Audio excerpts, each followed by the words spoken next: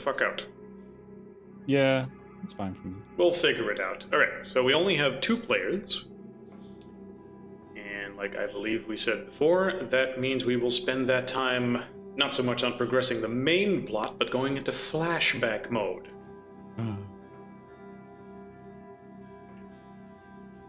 Which means that today we'll be going into the story of Samuel Victor Harris and Peter Thompson. Yeah. I think we've actually gone into Victor quite a bit. Hey, Kinda.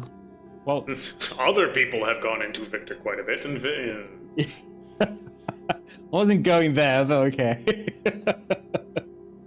It's also kind of tied together with Anders' character, so because it was kind of there. Well, Happened at the same place. that is true, I guess. Let me At least the move something to first. front. The awakening itself is kind of shared. don't worry, I'm an excellent substitute for Andres for playing Pex in a flashback. Well, rather than his story, I figured we would focus on yours. Uh-oh. Dun, dun, dun. Since Peter's backstory has been pretty limited, other than the fact that we know he is a YouTuber, he carries a rifle, and he did some stuff in the war, the Syria one. Yep. But we never really went into detail. Yeah, I didn't. So as you guys are staking out some stuff in Portland and investigating it, the two of you, wherever exactly you are, would get to chatting. And Peter would start telling about his backstory. Now, the way I want to do this is as a flashback. And there were probably some other people involved, right? You had squad mates, maybe one that died, Yes. maybe one that you were friends with. Both. Yep. Well, Got don't tell me which one, but describe one of them. Sure. Let me tell you about Snacks. S-N-A-X. Snacks. Yeah.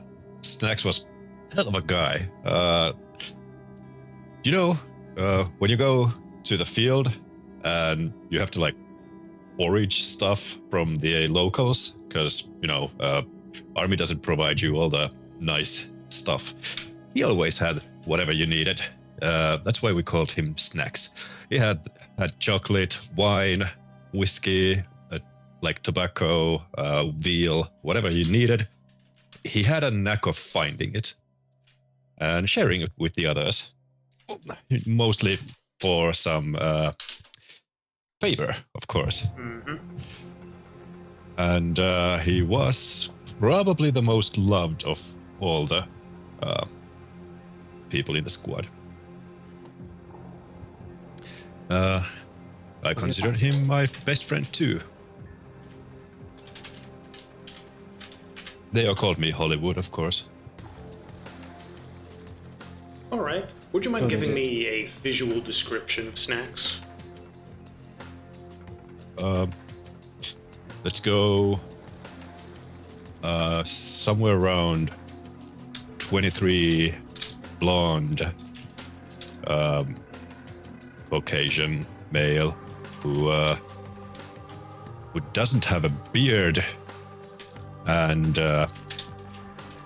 always has a like intelligent look, maybe a bit devious look. Space. All right. And this took place in the Syrian War. He was a squad mate of yours? Yep, squad mate of mine.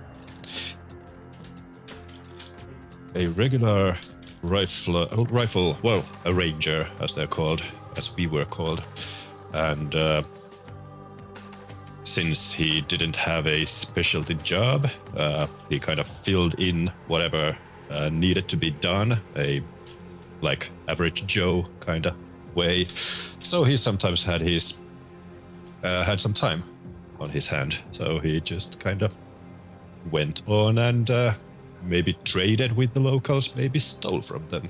We kind of never asked. We didn't want to know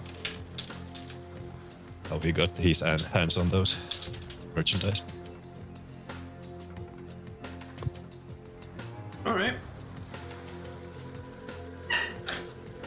Now, let me just get a quick photo of this. Oh, this is perfect.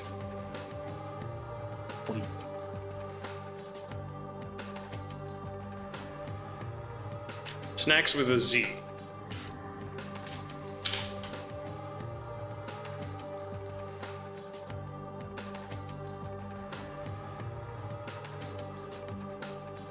Also, something you can generate yourself. What did you look like in those days?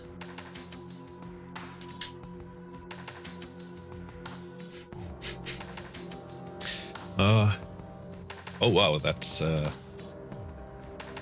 who is that? Oh my goodness, it's so reminiscent of He has some actor Brad face Pitt? in there. Yeah, I A don't little know. bit. But yeah, that's definitely snacks. Generate your own pick for future reference. All right. The Paint funny thing me a is, setting here. Let me also get a map of Syria in the meantime. funny thing is, Not a Syria, Peter- just run, fucker. Peter looked pretty much the same. He's looked the same for a long time, which is weird. All right, so you look the same, but I imagine you didn't dress the same. Yeah, let me go.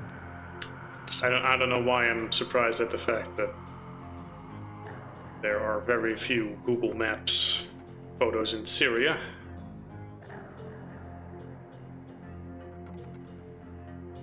God, that place is flat. It's like a desert or something.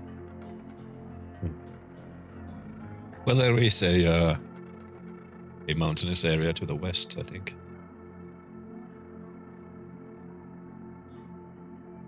Maybe.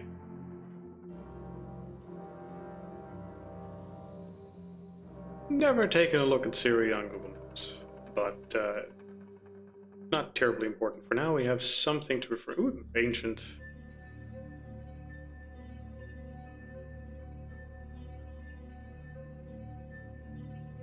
I was going to say Greek ruins, but that doesn't make sense. But an amphitheater. Huh.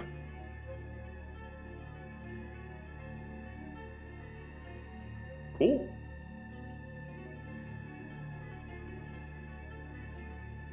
Come on, give me something. Also, I should probably share this on Discord so everyone's looking at the same stuff at the same time. Yada yada. There we go. Share that.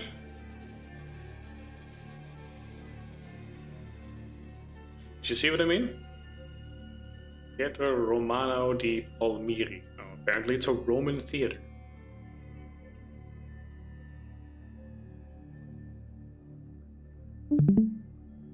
You see what I mean? Looks like an arena or Well, amphitheater. arena. It's an amphitheater. Yeah. Still, cool. As for the other stuff, there's a lot of old ruins here. I had a picture a second ago where they were like on a mountain. I'm trying to find it. No. All right, here, good. There we go. All right. So with this as our general setting, you were here how long ago now? 10 years? Shorter? When was the Syrian War?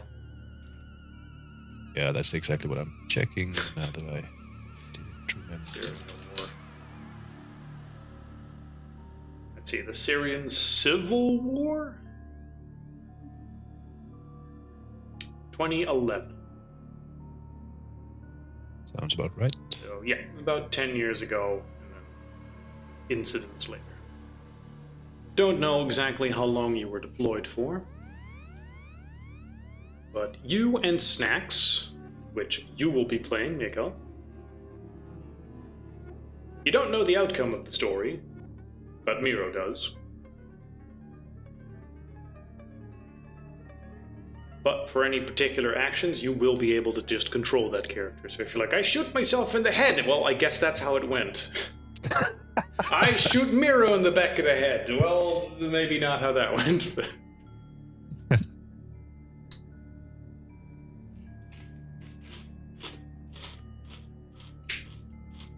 aside from Miro surviving and the outcome being predetermined, somewhat. Let's see how this would have gone. And if nothing else helps us write down some of the information to refer to later. So there you were, 2015. Deployed to this city. With your regiment as an outpost to keep order officially. You're an American, you weren't there to conquer anything in particular. But that doesn't mean there weren't problems. What sort of things were you involved in daily? What were your standing orders?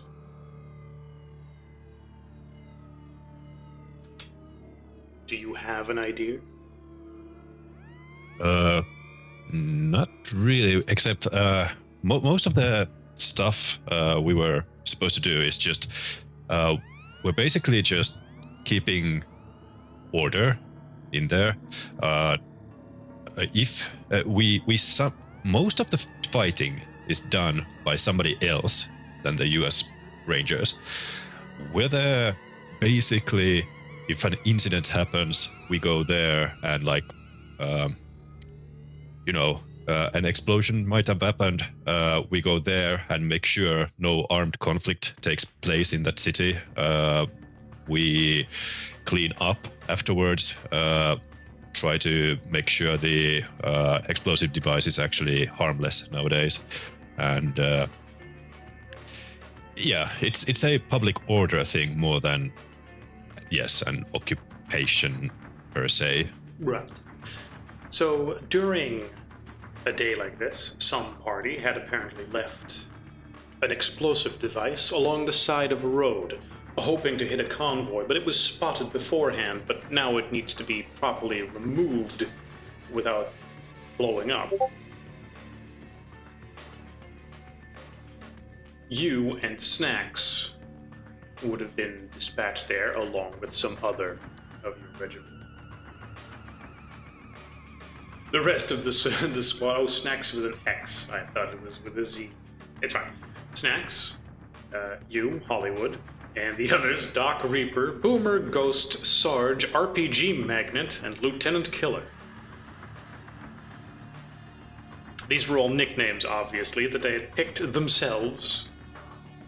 No, you don't pick your own nickname. People just give you a moniker for something you've done, and they just start calling you that, and you have no say on that.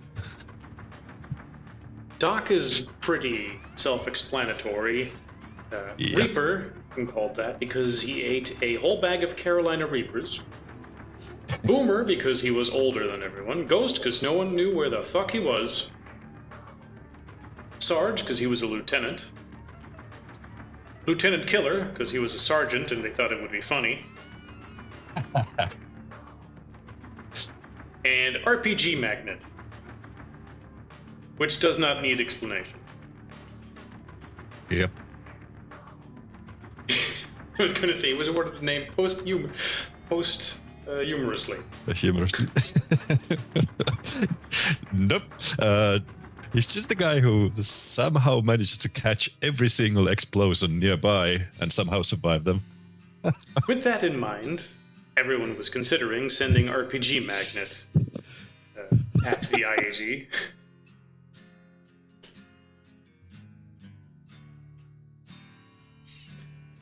Mikal, you're muted right now. I don't know if you decided. Oh, I thought. Okay. No wonder. Yeah, Yeah. that's why Enka's I raiding, pointed it so out. I keep muting myself so his call-outs won't It's fine. come through. It's fun. It's fine. But importantly, you are in control of private snacks. Yep. He's not. snacks. His rank isn't private, but they're all his snacks. Yes. And also, Master. just going to put this in here. I do have a joke snacks made about Hollywood a long time ago.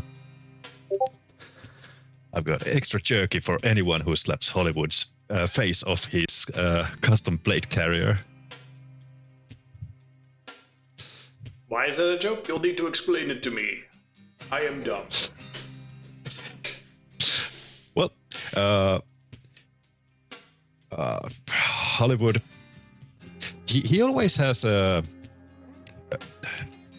If there's media around, he goes there toward the camera. He always seems to have this, basically a role he's playing, and people tolerate it, but it's definitely something people picked up in the squad. So they start teasing him about it, and this is one of those times when he was just like mirroring himself from a plate, and Snacks is like, "Oh god damn it, this guy again!" Going all like, what's it called? When you look yourself into the mirror too much. Grooming himself, being obsessed with himself. Vanity? Yeah, something. Big Vanity, fat that's the word. Right. Thank you. He's going full vanity again. So somebody slap him out of it. Yeah. We need to concentrate. Snacks, you tell me in that situation if you see him just staring at himself in a mirror the whole time, and you are his best friend, squad mate during this period, and you have pockets full of snacks. What would you do? Snacks comes behind you and starts.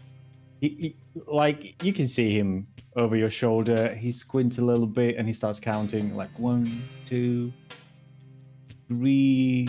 Hey, what are you doing? Oh, just kind of your crow's feet. No, man. Hey, fuck you. I ain't got no gross hair. You must have been like 19 at the time. I can't the imagine hell you outta were much older or younger. Sure, you won't have any if I do this, and he puts his fingers on both of your eye corners and pulls. See, all gone.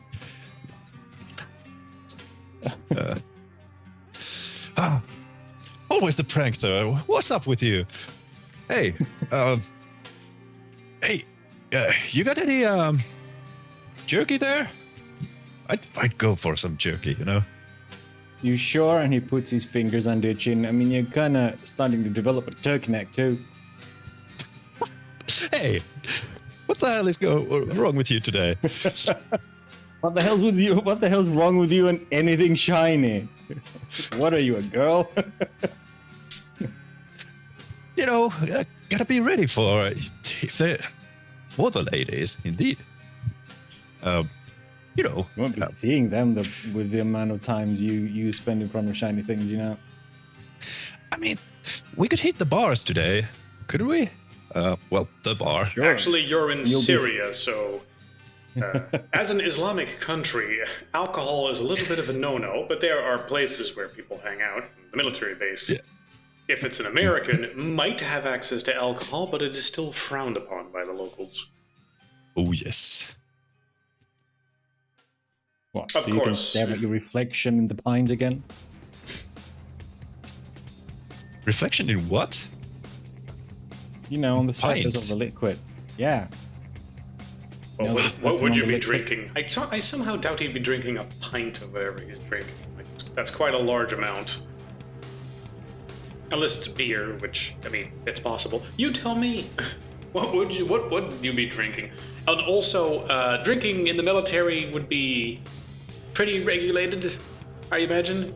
You're in the military, so Yeah. you'll need to give me the information for a lot of this. What the regulations are, or Well, you don't get blind drunk. You're I hope always not. like you're supposed to be like ready at all times. So some like if you're on a leave, you could get some alcohol and drink some amount. But if you get back shit-faced or you cause trouble,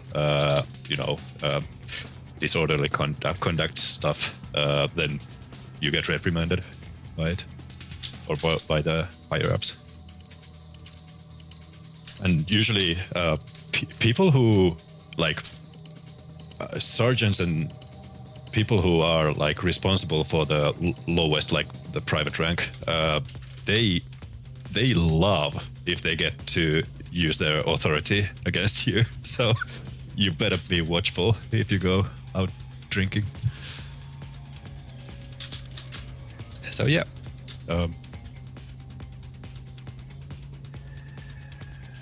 So man, you wanna hit the streets?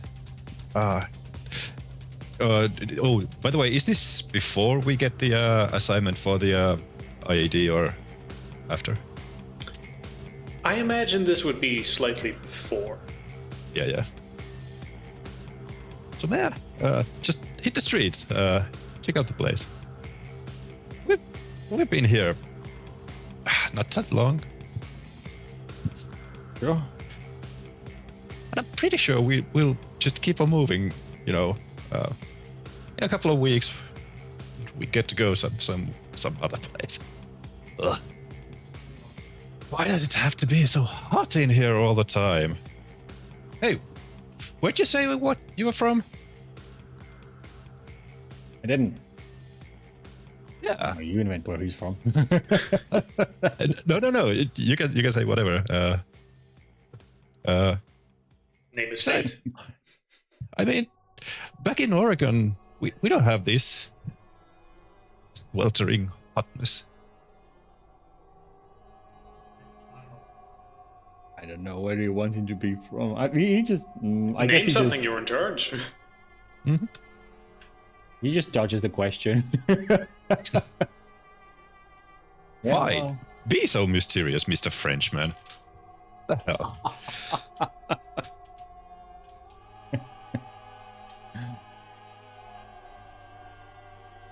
But yes, Syria being near the equator is not exactly known for having the nicest of weathers. I mean, you can see what the desert is like. That is not lush or well hydrated. I mean, there's some greenery. There's some greenery. vegetation. There's some vegetation, but Unless that's rock, but yeah. also possible, yes. Let's see if we can find something somewhere that might indicate some greenery. I mean, closer to the coast, you had greenery, but I mean, the map you zoom being back, green, you know. I suppose. yeah. But that also, Yeah, whatever that means. yeah, just everything. Yeah. Everything. But there's also past like farms. an oasis or a lake there, so it makes sense. Also true. So Oh, hello, some random guy's face. they're like, please take photos of yourselves and send them to us. It seems like an orchard, almost. Something like that. Trying to assess, are these olives? Maybe. Who knows? Maybe. Doesn't matter. Orchard of sorts. Yeah. But for the purpose of our story, I imagine it takes place a little further into the desert than here. So greenery, not a lot of it. Yeah, in my backstory, the actual place we encounter stuff is I can't bother. Well, Razal Ma'ara. I don't know how to pronounce that. I think it's Right way here. to the west. And a single thing on Google Maps for it. Oh, it's Mara in there. Interesting. Maybe the hallucination part, or maybe I just typed it in wrong.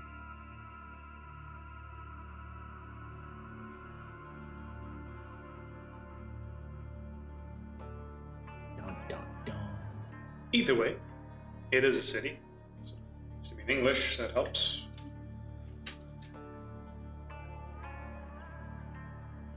English. Campgrounds. Campgrounds? You can go camping in the sun. Unless it's a military campground. A different kind of playhouse. Actually, it surprises me that Google Maps just has nothing for this area.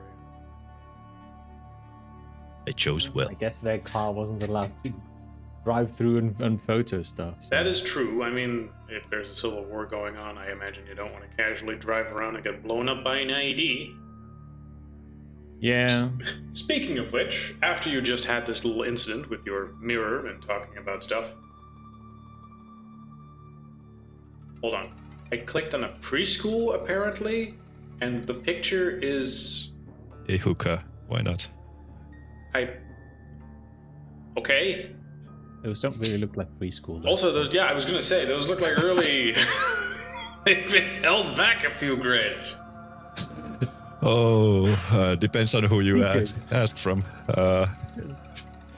Those are definitely the preschoolers people talk about when they want to cast a shadow on immigration. But yeah.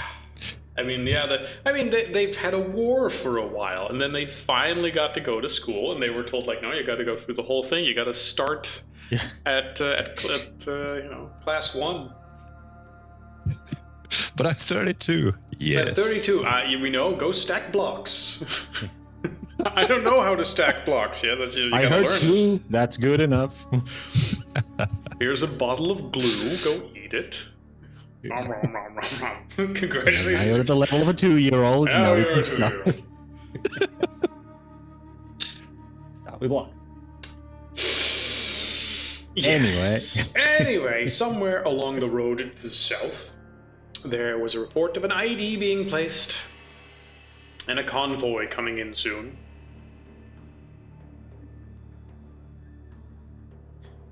Your squad was asked to please remove it,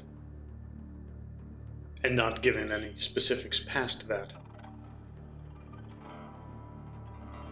What Do the you hell? or any of your squad mates have any particular idea of how to deal with that? And regardless of which, how would you deal with it? Well, we have Boomer. Boomer's the explosions expert, so... I mean, you say that, Boomer. but we just established he's called that because he's someone on the older side. Hey, Yeah. Boomer, this is up to you, ain't it? Why is it my job? Well, you're the crazy grenade lover. What's up with that, anyway? You think because, I mean... You like Big Boom? Look, but the nice thing about grenades is you can just sort of clear an area quickly, and they give us way too many of these.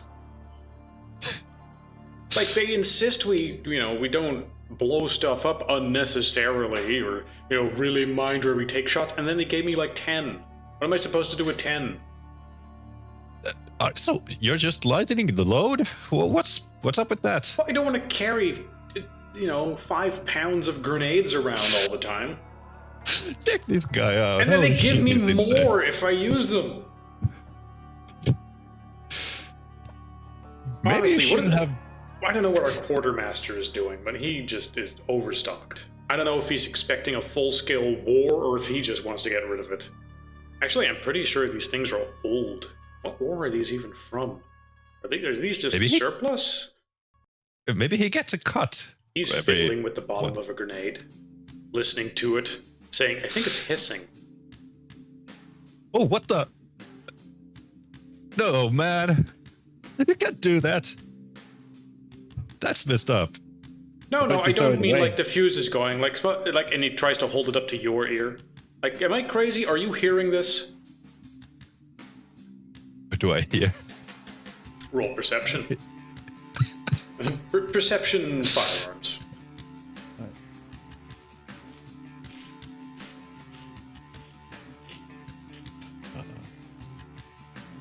Daddies. You have Snacks coming and pressing his ear on the other side. On the other side of the grenade?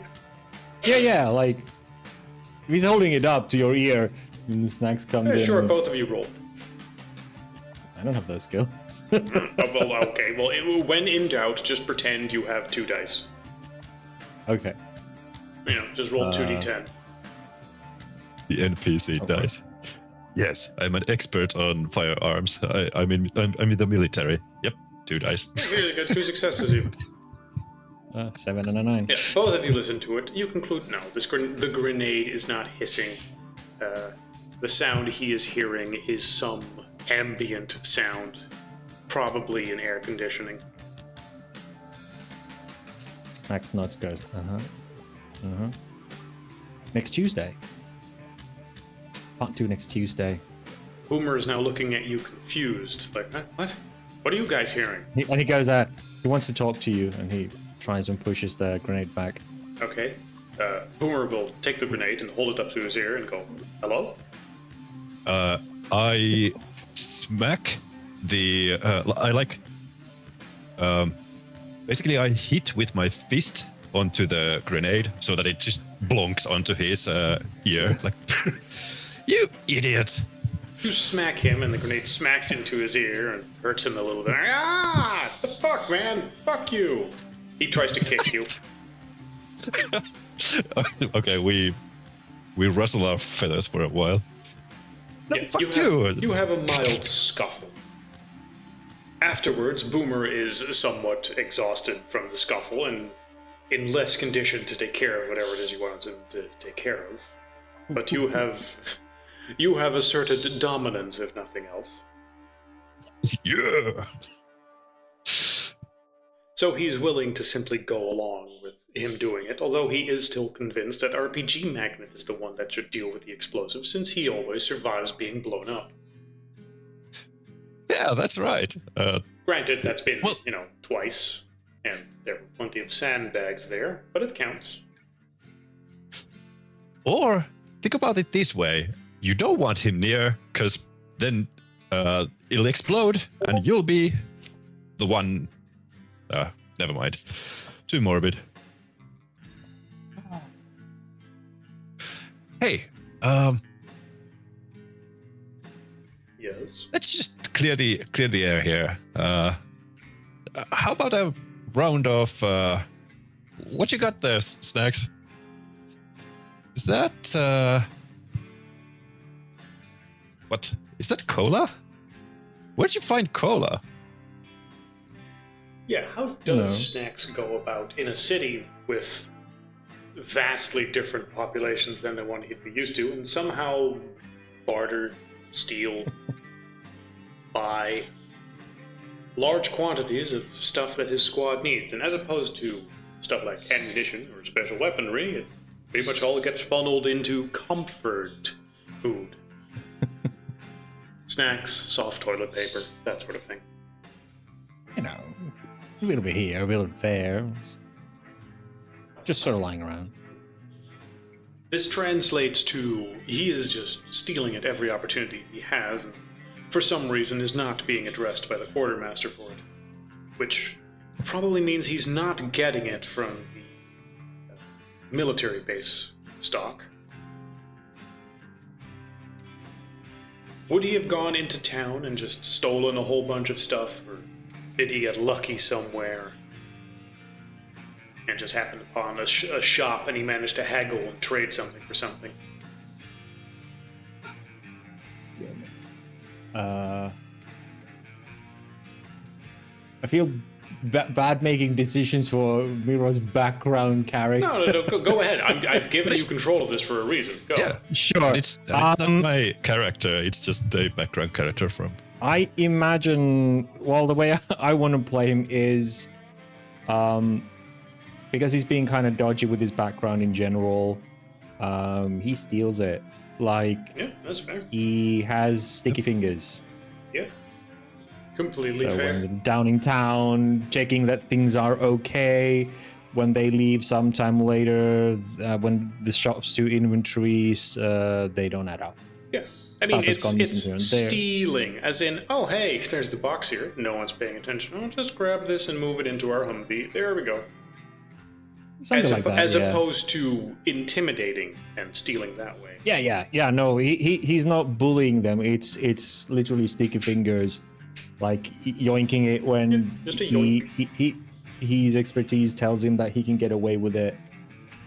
Yeah, you'll be in a store. You'll maybe also buy 1 or 2 other things, and meanwhile, 5 more things will have disappeared into your pack. Yep, stuff like that.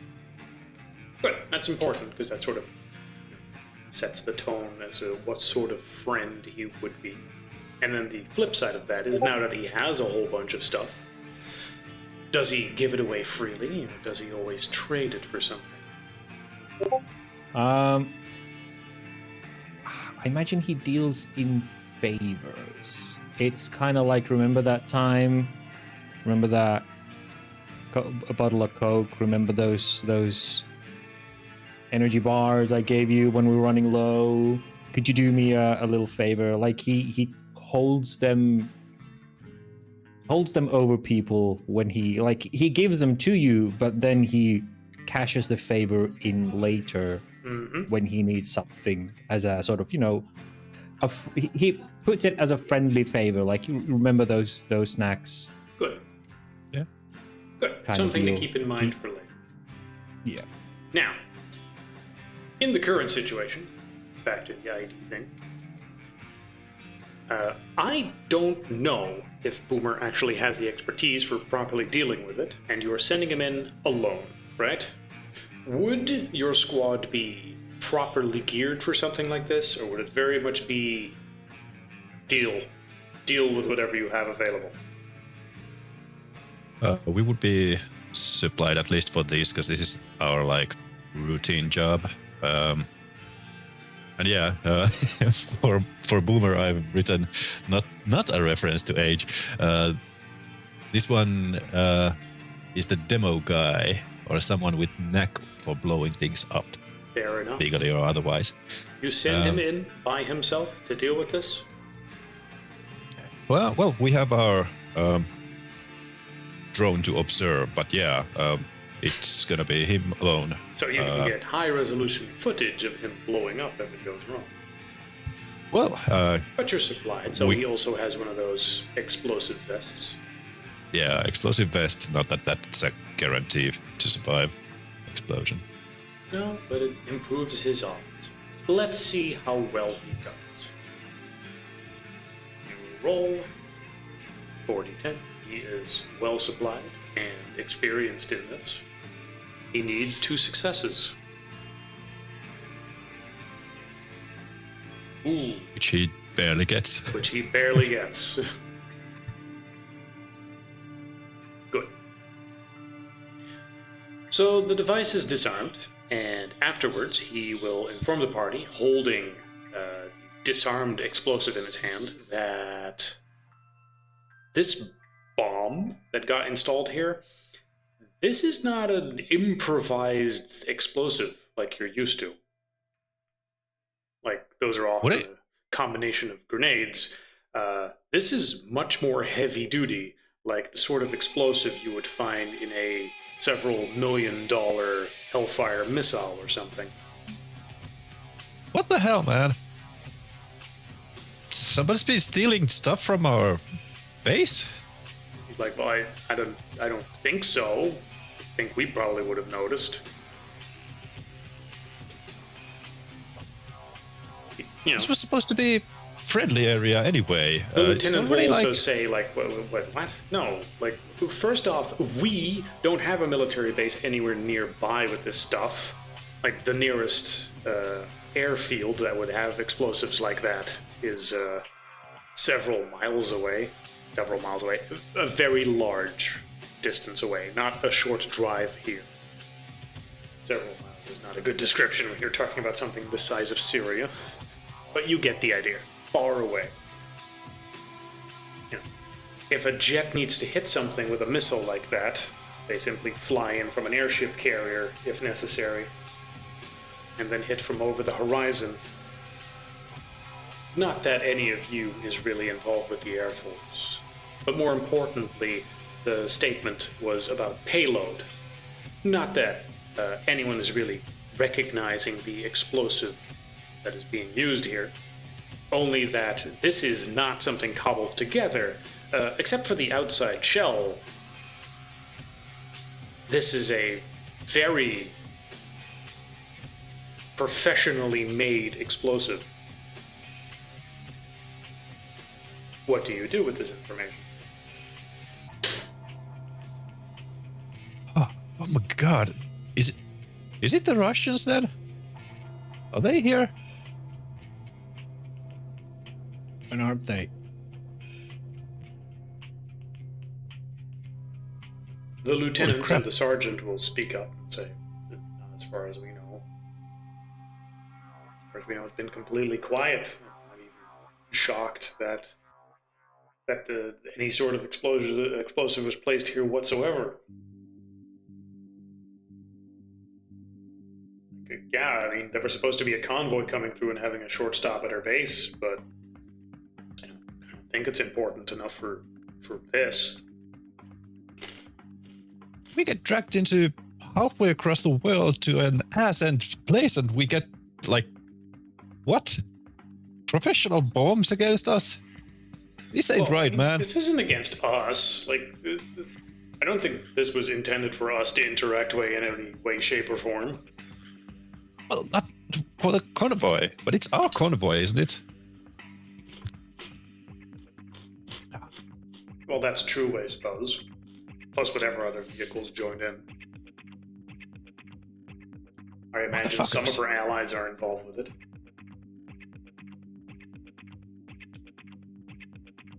Could it be a provocation? But with this would have taken out half the convoy to blown up. Yeah. Mask it as a local insurgent attack. Kick some fire into our allies' asses, under our allies' asses, making it look like something major happened here. I guess. The question is, what do we do now with this? I mean, okay, two questions, I guess. What do we do now with this explosive? Because, I don't know, maybe there's backup triggers in there that I haven't spotted or anything. Oh, great. We should really get rid of this somewhere. We should blow it up, shouldn't we? We should just destroy it. But then again, I kind of think it should be investigated.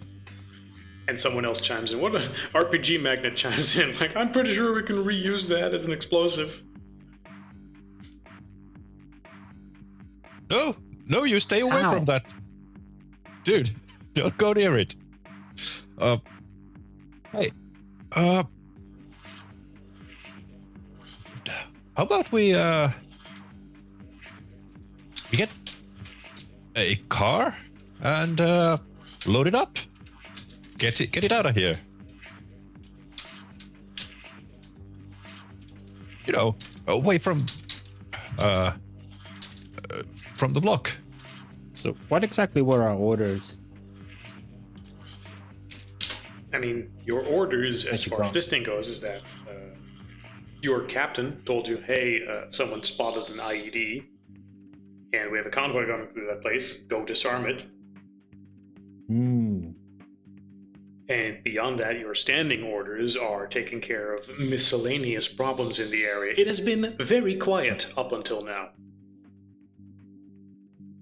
Yep. Some easy jobs in the military. Just hanging around.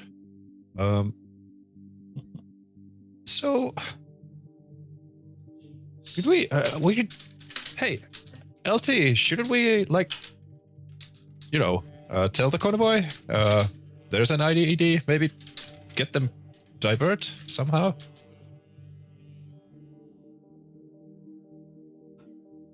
Or maybe they have the a car to, like, you know, haul this off. That is possible.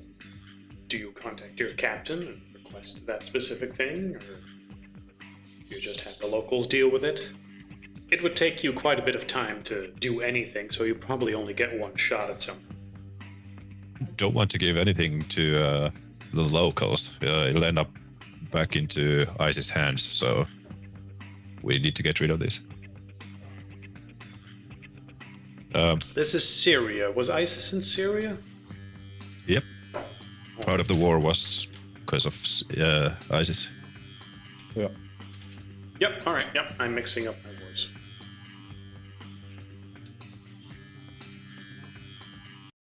So yes, that is a fair assumption. Oh, good. You've got another... Why is he in the same pose? I don't know. He has double clocks too. For some reason. Oh yeah, if you use an image as a basis and ask it to change it, it uses like as much of the character as he was. Like poses everything and just tries to change everything around him. So I've noticed that, especially if you use ChatGPT or something. Yeah. Right, what you really want is just the same face and then everything else changed somehow. But yeah. Yeah. Once it gets an idea, it's really difficult to get it to unstick. You kind of gotta just give it the face and be like, draw this guy in this setting, and then cut everything away. Peter, Just give the face and go. Why are all those buildings behind you smoking, Peter? What did you do, Peter? It wasn't me. It was Boomer. Why are you in Squad Potato? Because Snacks stole the potato. Who did you steal that other watch from, Peter? That's probably Ghost. Oh, was this Snacks? That's Snacks. Oh, okay. I was like, how was Peter blonde and now he's dark haired? No, different guy. Okay. I need to expand the clue it's board getting a bit with all crowded. the lines. It's getting a little crowded. I like how he has. Are those Cheetos from? Yep. Okay. Yeah, he has his necks. Yeah. To remind him who he actually Very is. important. Yes.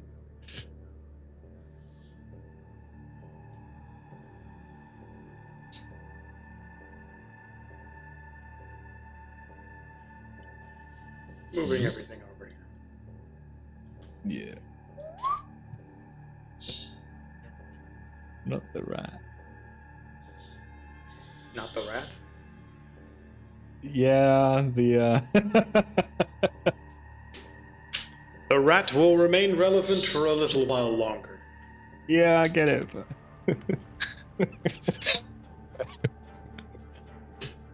Victor hugging his rat friend. Holy crap! Now I realize whose face that's a colleague of mine. Oh, I just not What, used the to rat? like no Yeah. the It was a rat bastard. the face, Victor's face. Holy crap! Maybe it's the eyes and the brow, not so much the other things. Anyway, suddenly hit me. Not intimidating.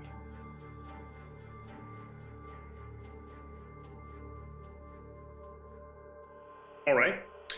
Oh, but yeah. Where were we? What? Where are we? Like, are we in a building? Why did you put snacks as verbs in imperfect, like in the past? He always had food, shared it. food. Well, I mean, that's what he had when he was in the military. I don't know if he still Yeah, sure, has okay. them. Yeah. I used to do drugs. I still do, but I used to too. Nice, you know that too. Yep.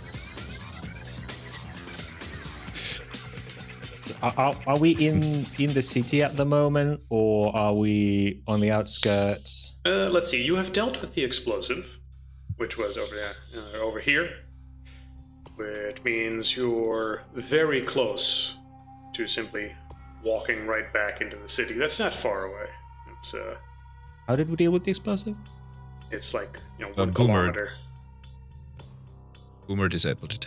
Boomer Oh, carefully disassembled it and Right. took out the payload and is now carrying it around. Right. And now we were figuring out what to do with it. Yeah. Yes. And yeah, that's what Hollywood said. Like, he needs, like, LT needs to, like, contact, well, probably the captain. Get us into contact with the convoy, unless we have a direct route to the convoy itself. The convoy itself is currently coming from south. If it's close by, which it might be, it would currently be in the city of Urazalan, and is heading up past your city, and then further north. How big of a boom do you think it does? Who are you asking? The group? Like, RPG he Magnet throws says, into well- the air in general. RPG Magnet says that's probably a big enough explosion to like destroy everything in a 100-meter area. So taking it out to the sands and having Hollywood do like in the movies and shoot it and it goes off in an impressive explosion is not a good idea. Probably not, no. Not here. We could, like, haul it somewhere else and explode it there. Problem is, how do you move? By the way, Boomer, why are you handling it at the moment? Isn't that very dangerous? Oh, I'm pretty sure this is safe now. He knocks on it twice, like he did also with the grenade that was hitting. Ding ding. Yep. Then he Hollywood listens to it, like, wait, listens is to this it for a hitting? moment Is and this goes- hissing? And then he listens to I was it. about to say, Stas goes and then listens to it for him and goes, he wants to talk to you again. A louder voice this time. You can see, like, Hollywood tense up when he, like, bonks on it. Holy fuck. Oh, come on, these things are not designed to blow up at the merest provocation. Like, you've got your gun, that's not gonna discharge if you just drop it on the ground. I mean, maybe if it's a SIG or something. Yeah, but you seen how he treats his gun? It's almost making love to it every night. I mean, you smacking that thing, you didn't know what that does. You probably named your gun too, didn't you? As he says that, multiple people look up and they go, "Yeah, he definitely did." What? Don't talk shit It's about called Amanda. Stacy.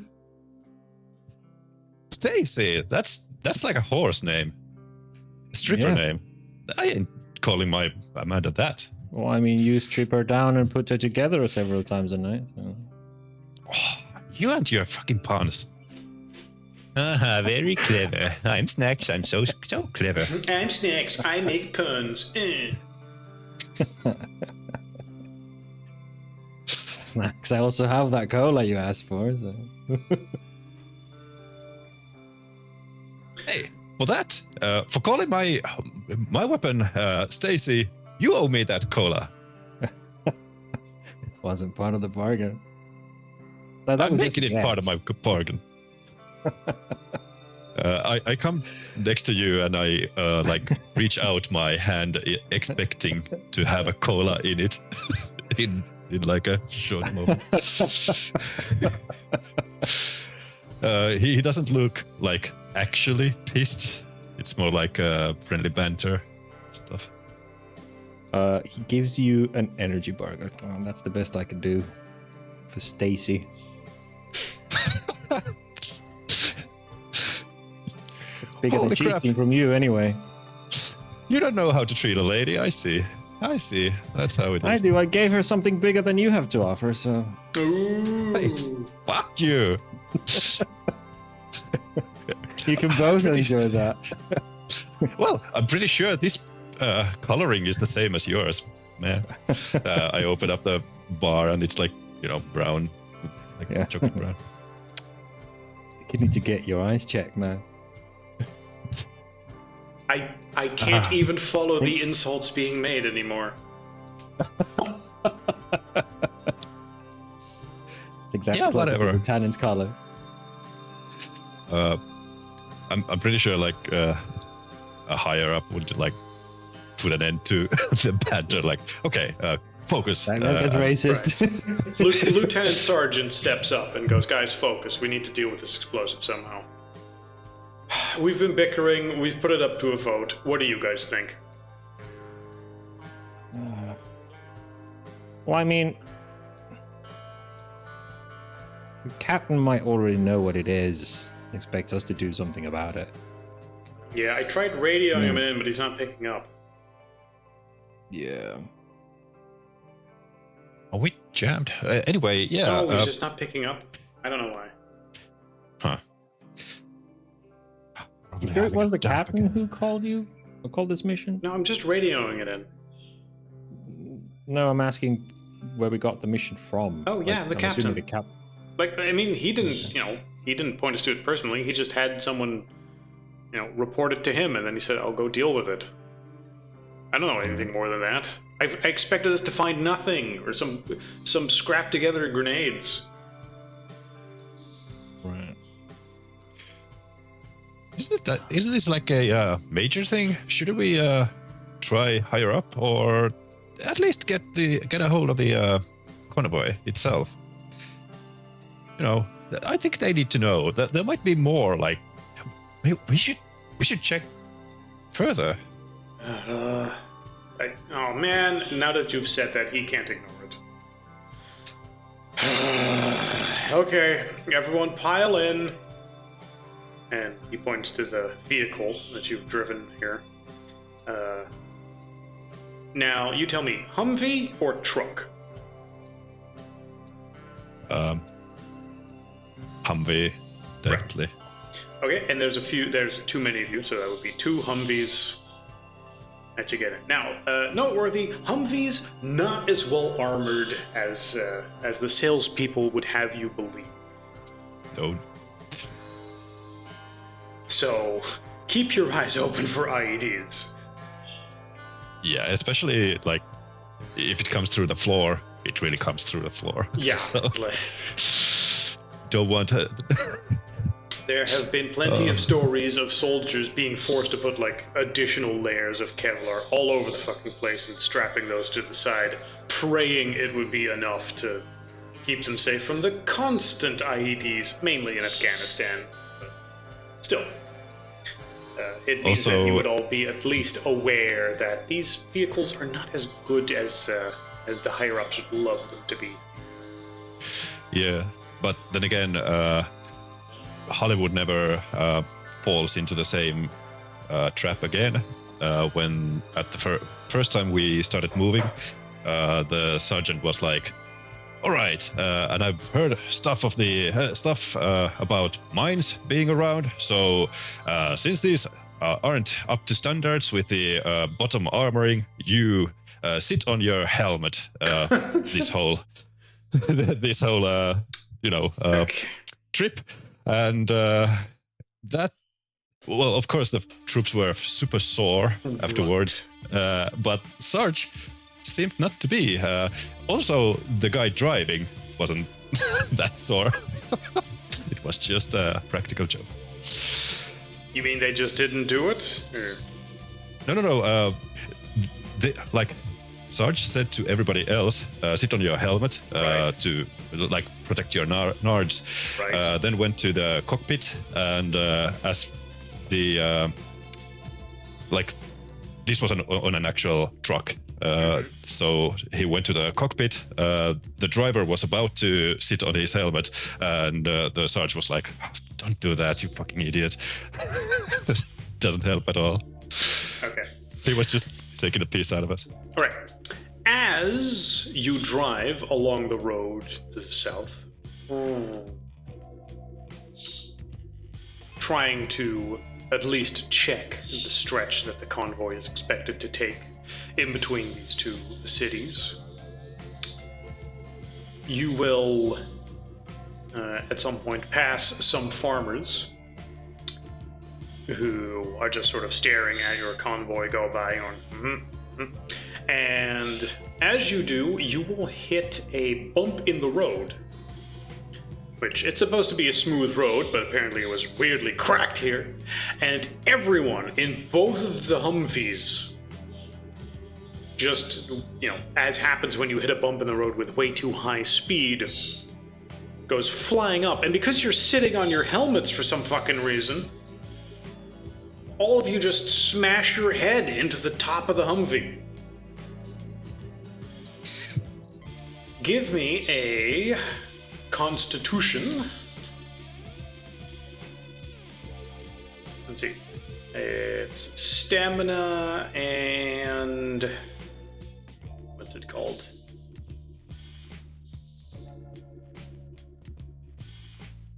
What the fuck would be an appropriate thing for this? Athletics, alertness. Yeah, let's go with alertness for how fast you can just suddenly go bump. Actually, drive is a skill. Yeah, but I think that's primarily if you're the driver. I know, but you're still being in a vehicle, and you're hitting a sudden bump. So stamina, drive.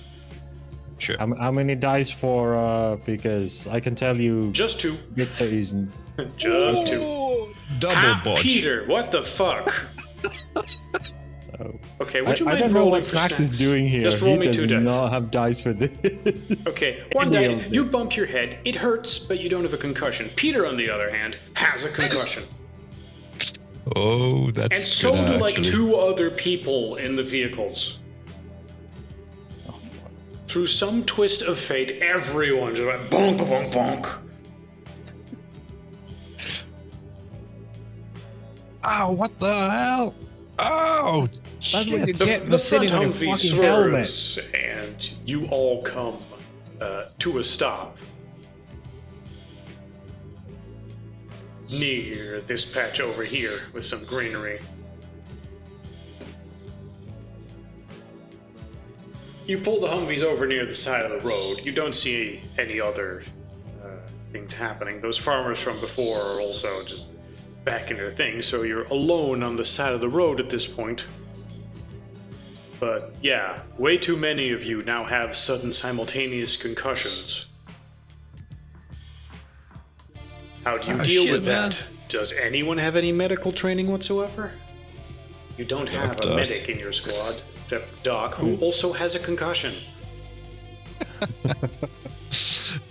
Yeah, who ducked the duck? I'll leave this to you, Me. Doc. Snack says as he jumps out and goes and check the crack that we just drove over to see if he can tell how recent it is. The crack in the road, right? So rather than dealing with the concussions, you're immediately thinking, Well, all right, we what have was the that? Doc with us, so he's like, Well, the I'm not Doc has a medical concussion, expert. but you don't know that yet, I Yeah, guess. but he doesn't.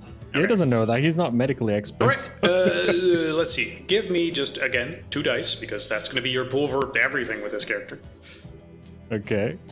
As you, for him, would be doing an investigation check. All right, good. It looks like a part of the road has all of a sudden, just a few minutes ago, just suddenly ripped itself out of the ground, forming an almost perfect ramp. Okay.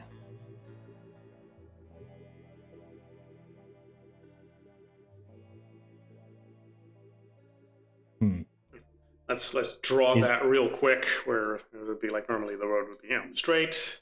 Come on, straight. Can I not draw? Hello? Hello. There we go. All right. Normally it would be like a line, and then in this particular case, it's suddenly,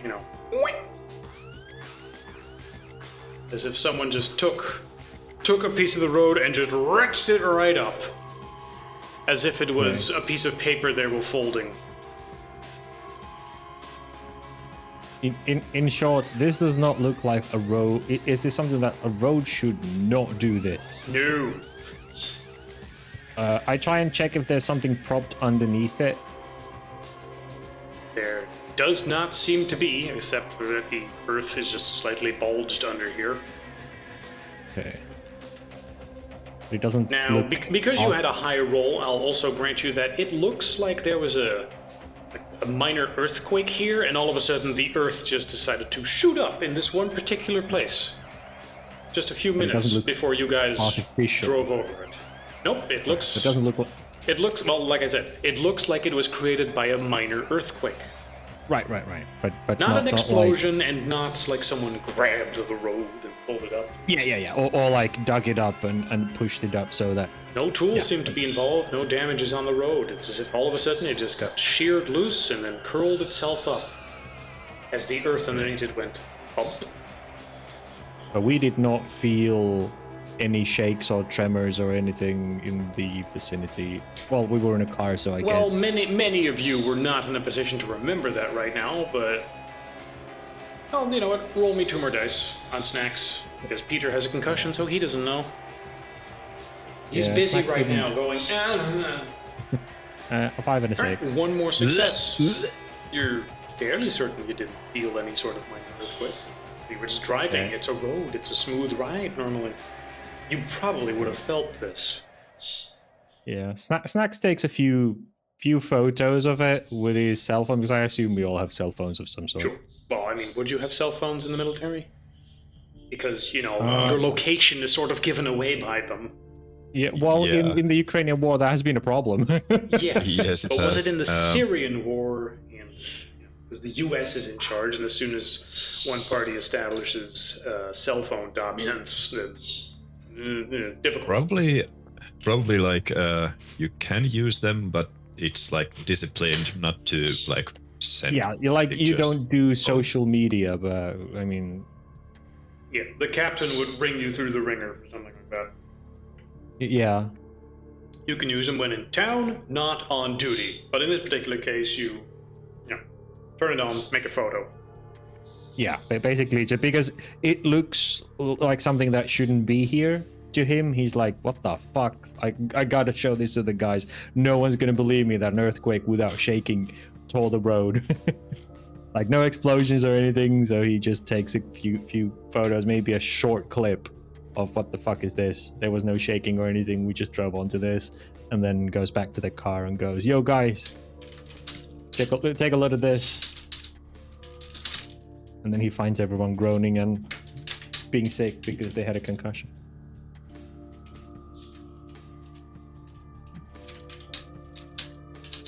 How do you deal with that, since all of them need medical treatment at the same time, or at the very least dealing with the situation properly? Yeah. Well, How do you deal with one person having a concussion, let alone this many? You and one other guy are the only ones that don't have them. Probably RPG magnet. Yeah. Treating a concussion primarily involves physical and cognitive rest, gradual return to activity, and managing symptoms like headaches. It is crucial to seek medical evaluation, especially if symptoms worsen or persist. Under pain relief. It's just rest, really. There's nothing much you can do. Well, I mean, Keep them hydrated and nutriated. as far as avoid I alcohol understand, and you drugs. don't want to say, like, hey, go take a nap. Yeah. Very much Is the driver not okay? that.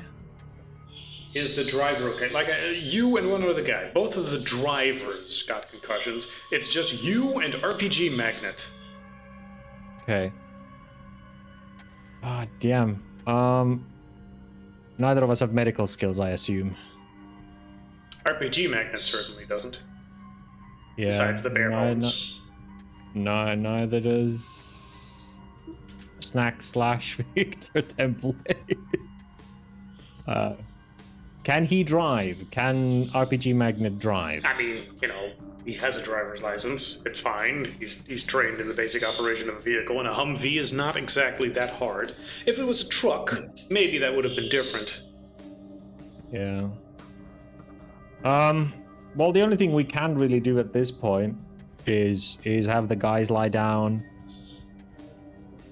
and we hop into our respective, because there were 2 vehicles, right? So we each have to drive our own vehicle and just, Yes. I don't know, keep going and get them somewhere else. Do you return to For now. base? Do you keep scouting for the IEDs you suspected were here? Peter is lucid enough to at least pitch in his opinion. Yeah, he asked the opinion of the others because, well, the guys are no use anyway because they have concussion, and during a concussion you should not, like, they're not fully operational. So yeah, we can go after bombs, but try and disarm another one of these with a concussion. It's not going to be pretty. So probably back to base and try and contact someone to inform of the situation so we can get another team if there is another one. Hey, eyes on the prize, you know? The mission needs to be completed, so we really need to get to the convoy.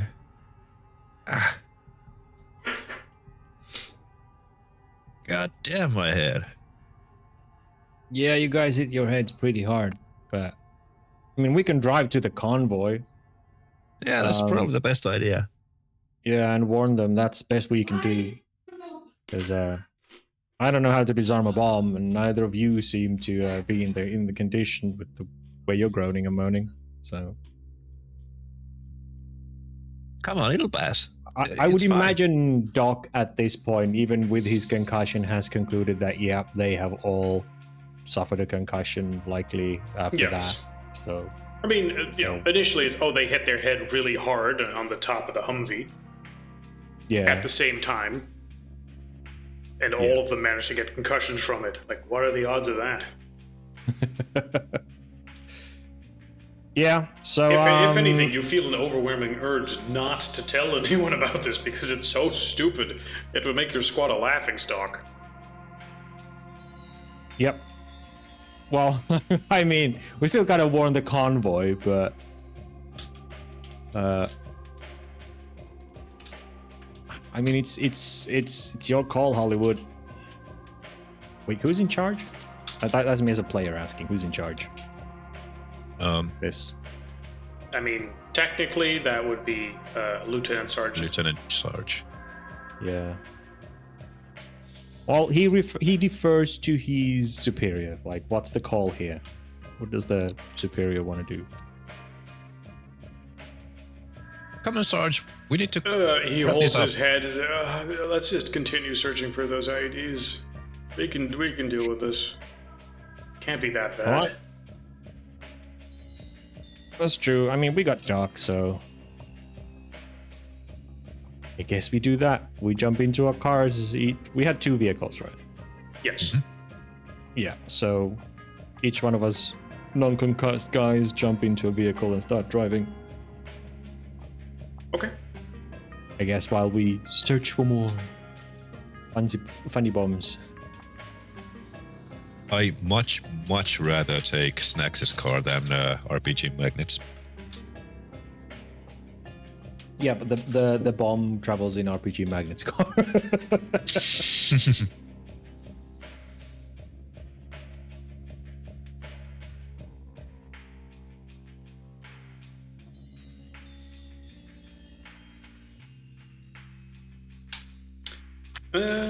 see. That's what we do.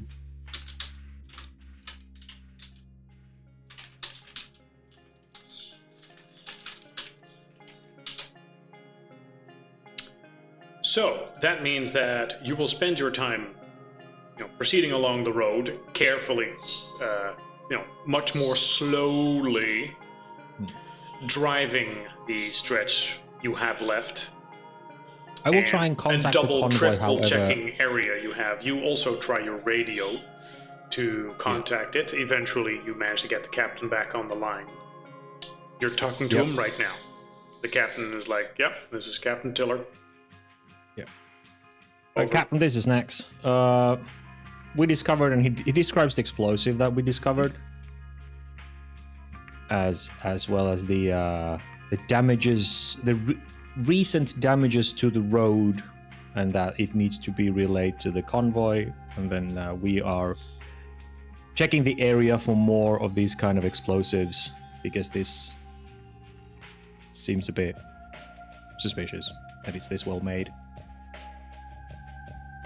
Alright, don't think I quite follow, but I understand. Where is the explosive now? Did you destroy it? No, it's in one of our trucks. We didn't really know what to do. We tried to contact you, but we couldn't reach you, so...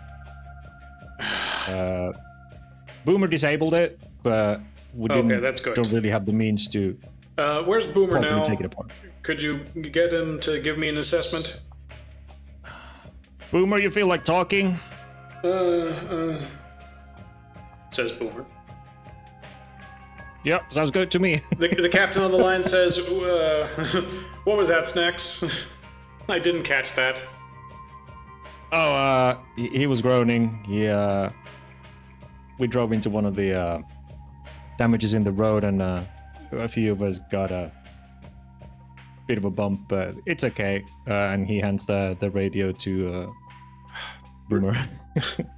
What? Please repeat what you just said. You hear over the radio as you hand it to Boomer.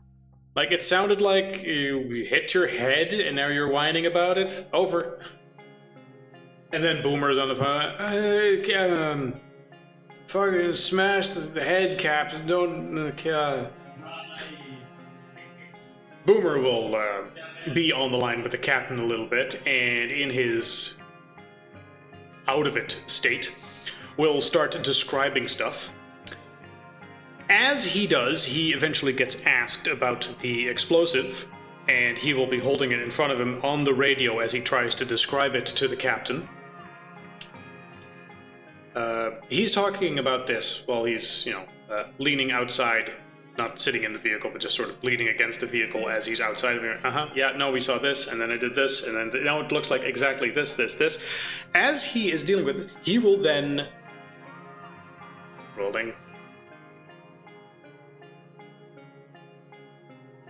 Yep. He will then as he's online, he will drop it. He will try to maneuver it so that it doesn't fall like in a very nasty way, but he will still end up dropping it as he just, for whatever reason, loses his grip on it. The explosive will not fall like right on a side where it blows, but he catches it like with his leg, so it doesn't hit the ground very hard, but then it rolls on his leg, on his foot, and his foot forms a little ramp, and it goes whoop, and it starts rolling down the road all of a sudden. As if possessed by a mind of its own, and as if you're on a hill, and that thing is rolling downhill. That explosive just goes rolling. But are we on a hill or a straight There is no hill. It is just a flat road. What the The momentum from his leg has somehow given it enough velocity to do this. The odds of that are astronomical. Holy shit, are you seeing this? Wow. Snacks is already gone. He's bolted after the bomb. Yeah. Like, he's bolted after it, trying to catch it. He's not thinking, like, what the fuck is going on. He's like, that bomb is rolling away. We have to minimize the damage or minimize the amount of bumps it gets before it explodes. Yeah, as it rolls, it just hits to a punk, punk. And what's more, as you look in the direction where this thing is rolling, you look down the road and you see that military convoy heading in your direction. Yep.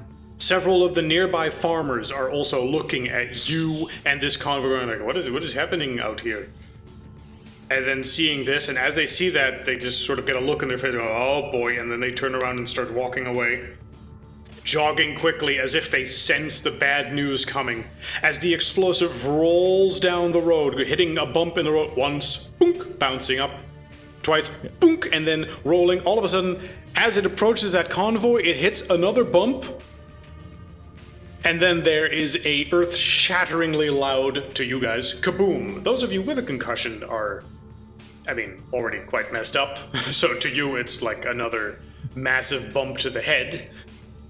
But it's not taking get you a out chance of it to catch anymore. it? This was while Boomer was on the radio with the captain. Like, it didn't roll past you. You're fucking amazed that you even saw this happen. Well, were we driving or? No, Because this he- is he when said you he was- when you stopped to discuss things. Right, yeah. Briefly. Yeah. But yes, Okay. Snacks is just watching this happen because you're the only one here that really has a clear view of this happening. Peter is there with you, but due to his concussion, he's, not observing everything as clearly. So you're pretty much just grabbing him and pointing him in that direction, going, Peter, you won't believe what the fuck. Boomer, you retard, what did you... Whoop! And there goes the thing. Well- and I go, no, Well, like I catch said, it the quick, and moment it's he goes already whoop, flying. whoop, and it starts rolling. Uh-huh. I said he doesn't wait to and look, he's bolted. Bolted after it, bolted away from it. Yeah. Like when he knows it rolling, he's running after it. Like he's not going, oh my Okay. god, guys, it's rolling. Give me your 2d10. Yeah, Like this thing is going at a speed as if someone threw it. Okay. Because he just, he dropped it down his leg, and then as if it was a, ski ramp, the thing goes whoop, 1 success. Yep. You can keep up with it, but as you try to grab for it every time, it almost seems to speed up. Instead of grabbing it, I think he will try and kick it off the road, like derail it instead of leaning down. But yeah, I get it. Sure. So- Yep, yeah. I mean, you try. The result is the same. You try, and I'll even give it to you with the one with the 10. You kick it once, it flies off the road. It bounces off something. It lands back on the road Okay. and rolls towards that convoy. And as it's right next to it, you see, the standard military convoy, a Humvee with some flags, and then behind that a truck, and then another truck, and then an APC vehicle of sorts, and then a black Humvee, and then another thing with some markings. And as those things pass, there is an explosion. And you can see the big truck and one of the Humvees just getting, blown to the side. You are fairly far away from this explosion, but it is as massive as Boomer said. You are, instantly deafened by it and thrown back. You take 3 points of bludgeoning damage just from the shockwave. Not that I expect you to keep track of this, but, for the purpose of... Yeah. If I put it down on Victor's shit, I'll forget it. Yeah, And next don't time worry. we're fighting, I'm like, oh, where did I get 3 damage? Don't worry I guess I about have it. For the purpose of other stuff, you are both injured as this stuff is happening. And after the explosive, there is just the ringing in your ears, and then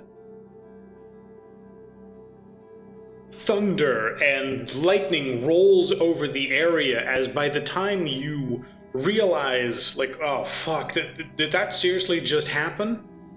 The weather also turns, and despite being in this area of relative, desert area that's normally so dry, a thunderstorm has been brewing all of this time, and lightning starts striking the surrounding areas.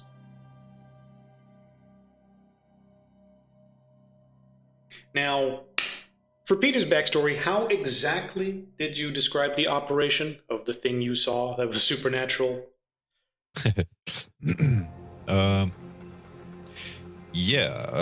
It was in the town itself. Mm-hmm. You're very near the town, so. Yeah, in Ras Al Mara, and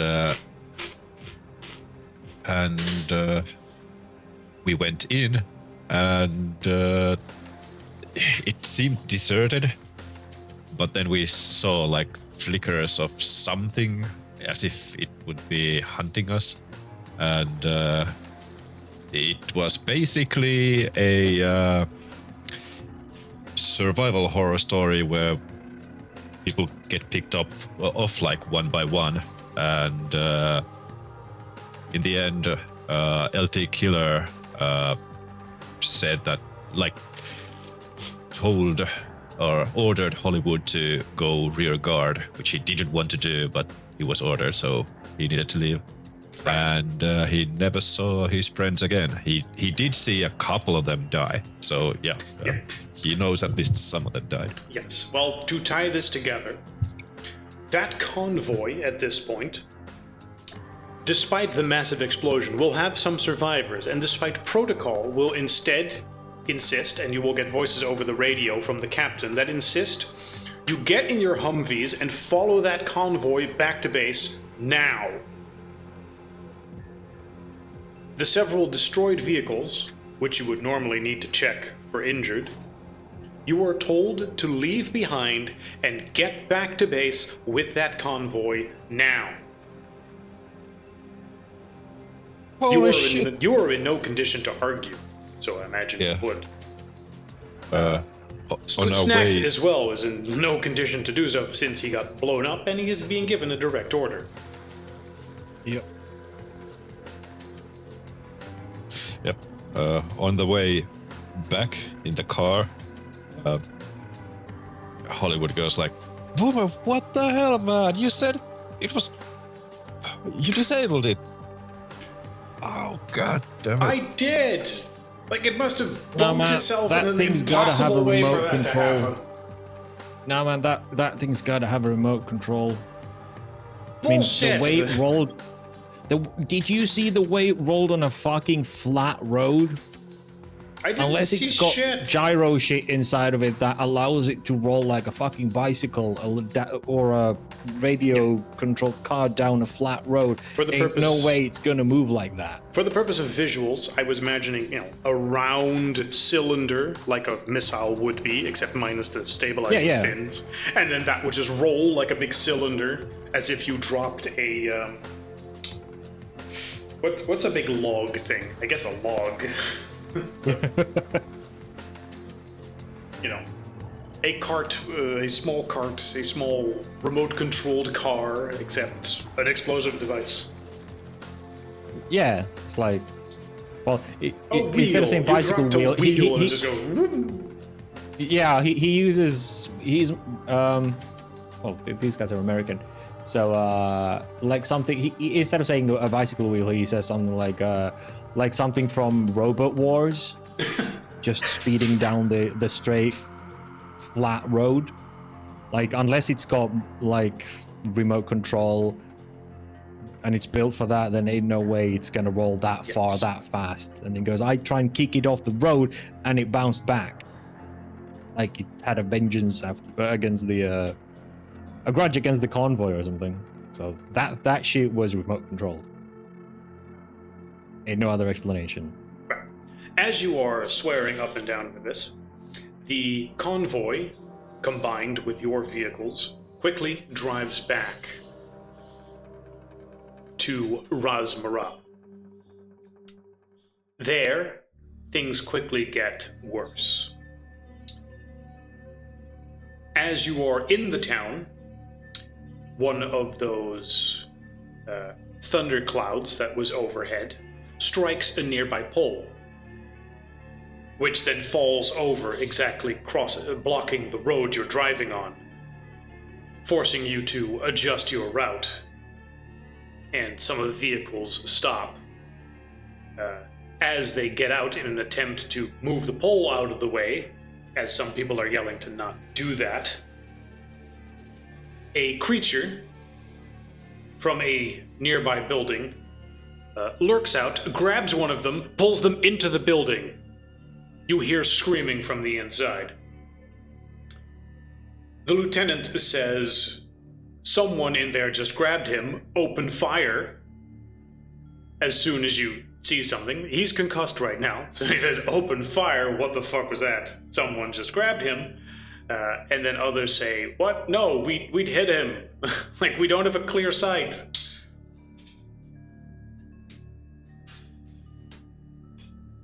How would you deal with that situation? Do you just drive around, leaving the person who just got dragged, which, by the way, would be Doc? Oh, hell no. We need to get Doc back. Very well. Will you Her still hear him squad. scream? Doc grabbed. You heard him briefly scream, "Ah!" And now there is just various yelling and sounds all over the place. Snacks will join you. He's like, oh hell no. Right. Peter and Snacks. He's convinced that whoever is in there is part of the troops that were remote controlling that bomb and planting it in general. So, All right. If you go inside, you and Peter, because you're the ones going in, the others are trying to deal with the situation outside and providing overwatch. Inside, the two of you will see a large, furry, humanoid shape with razor-sharp teeth. You're not exactly sure what it is, but it is some sort of non-human beast thing. And what's more, just the very sight of this thing is disturbing both of you to a core you had no idea existed. Both of you give me 1d10. It's not a save or not. The result of the d10 means something else. Yep.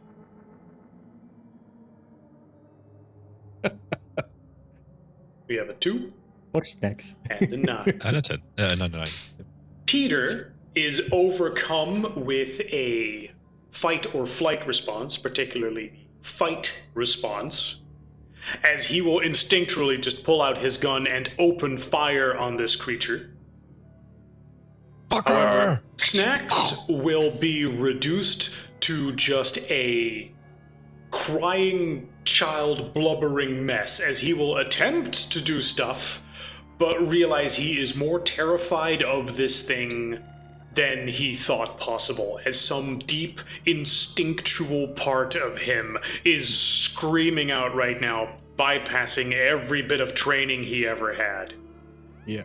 As this creature uses its big claws to tear apart Doc and then look over at Snacks, but several bullets from Peter are already ripping into it, and it decides that it does not need to deal with you in this way right now, as it has taken a few bullets in its guts and arms, and then looks over to the side as if through a nearby window and quickly run in that direction. From the outside, you will hear more gunshots and screaming. The two of you are left alone in here with the remains of Doc. Holy shit! It's not dying! Centimass doesn't do shit! Snacks! Snap the fuck out of it! I smack you. Well, basically, like, punch you to your, like, a shoulder. Oh, he just curls up in the corner tighter, protecting his head. Sobbing, Fuck! screaming. I Throws a grab you bar by- at you. I grab you by the neck, basically. I just start dragging you outside. We need to get the fuck out of here! And I just... using all my force, just carry you out, or drag you out from the... Yeah, you drag him out, and it will take some time. Outside, you will see that one of the Humvees was flipped upside down, and a bloody trail from the black Humvee is leading to a nearby building.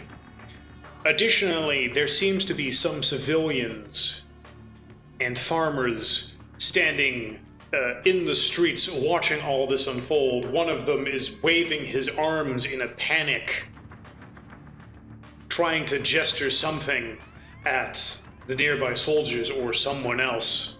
As he does so, though, another earthquake seems to hit the area, and a nearby building collapses, blocking the Humvees from escaping. The soldiers inside, that is to say, Boomer and RPG Magnet,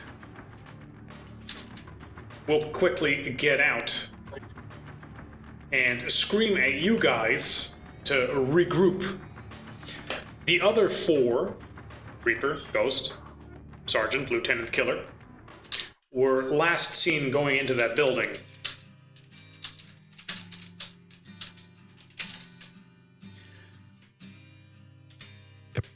Dragging Snacks is almost limp body across the street. I try to get as close to was it Boomer? Yeah, as close to Boomer as possible. Just like, holy shit! I don't know what the fuck happened. It's some kind of creature. It's huge. From the black Humvee,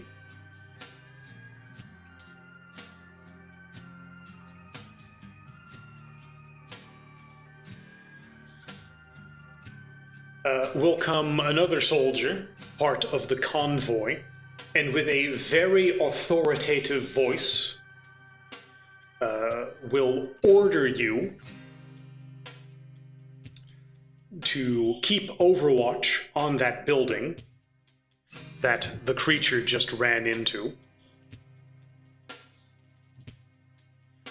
From the Humvee, he will pull a briefcase and very calmly walk underneath the beam that was blocking the area. And simply walk along the road.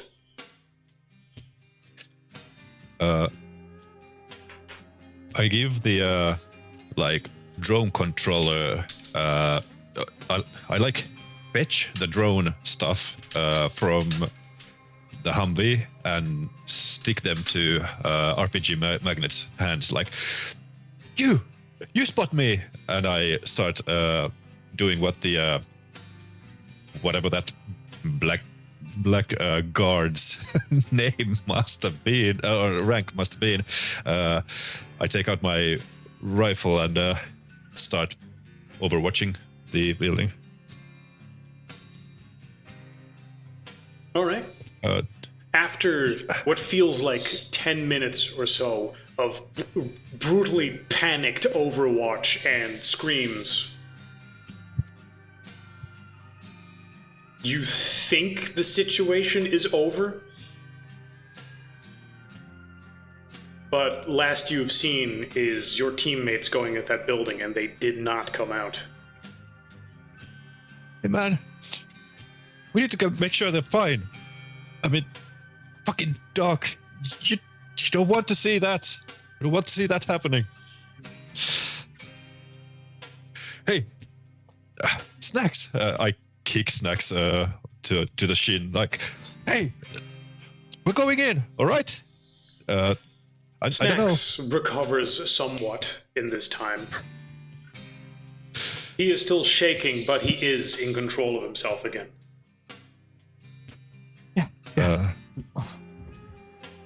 Fucking get your ass off the ground. We've got a situation still going. We're going in. Rest of the team is in that building. Did you kill it? And even if Hollywood is like trying to take charge, it's probably just because he has like the calmest reaction, because everybody is panicking. It is actually Boomer who is the senior here. But yeah, Hollywood's like, okay, I think we might have gotten it. Like there's the guy. There was the guy, a guy, went in. We gotta follow him. I guess Snacks scrambles together whatever weaponry he had from the Humvee and follows you. Although you can see from his face he does not want to go in. Oh yeah. Like he's forcing himself to do it, but you can tell that he is also ready to just bolt. Like he's doing. Yeah. It takes all of his willpower to not just hide in the Humvee. He would probably have a regular like assault rifle. Yeah, something like that.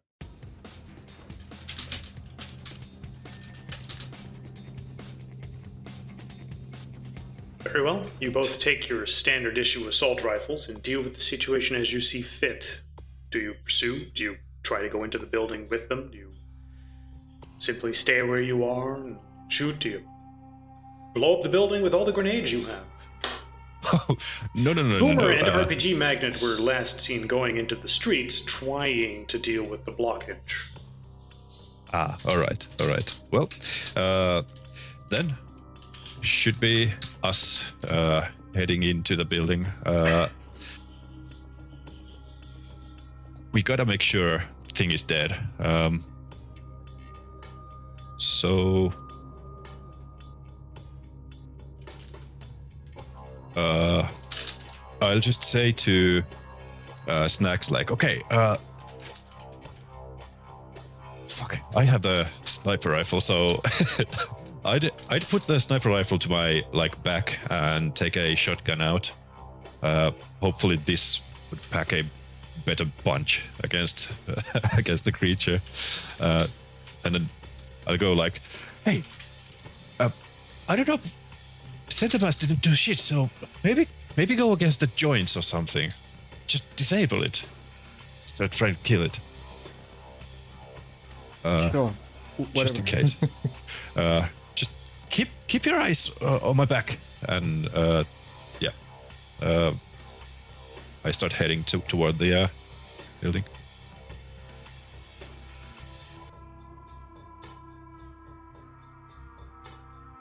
I actually probably would call out before going in, like, "Hey, Sarge, LT, you hear me?"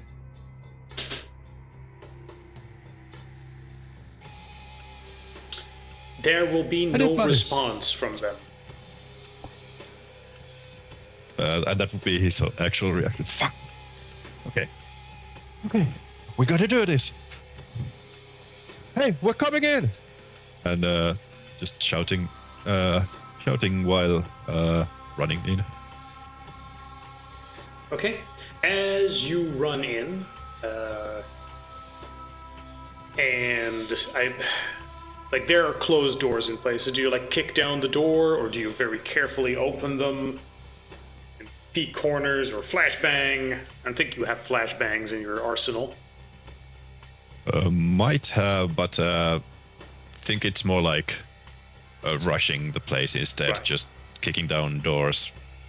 Frantically checking corners, going from bit to bit. Yes. All right, give me a dexterity firearms as you try to remain in control, as at some point you go through a door and you just see a farmer there.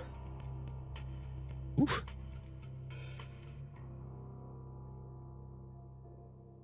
Yep. Whew, 2 successes. 2 successes. Okay.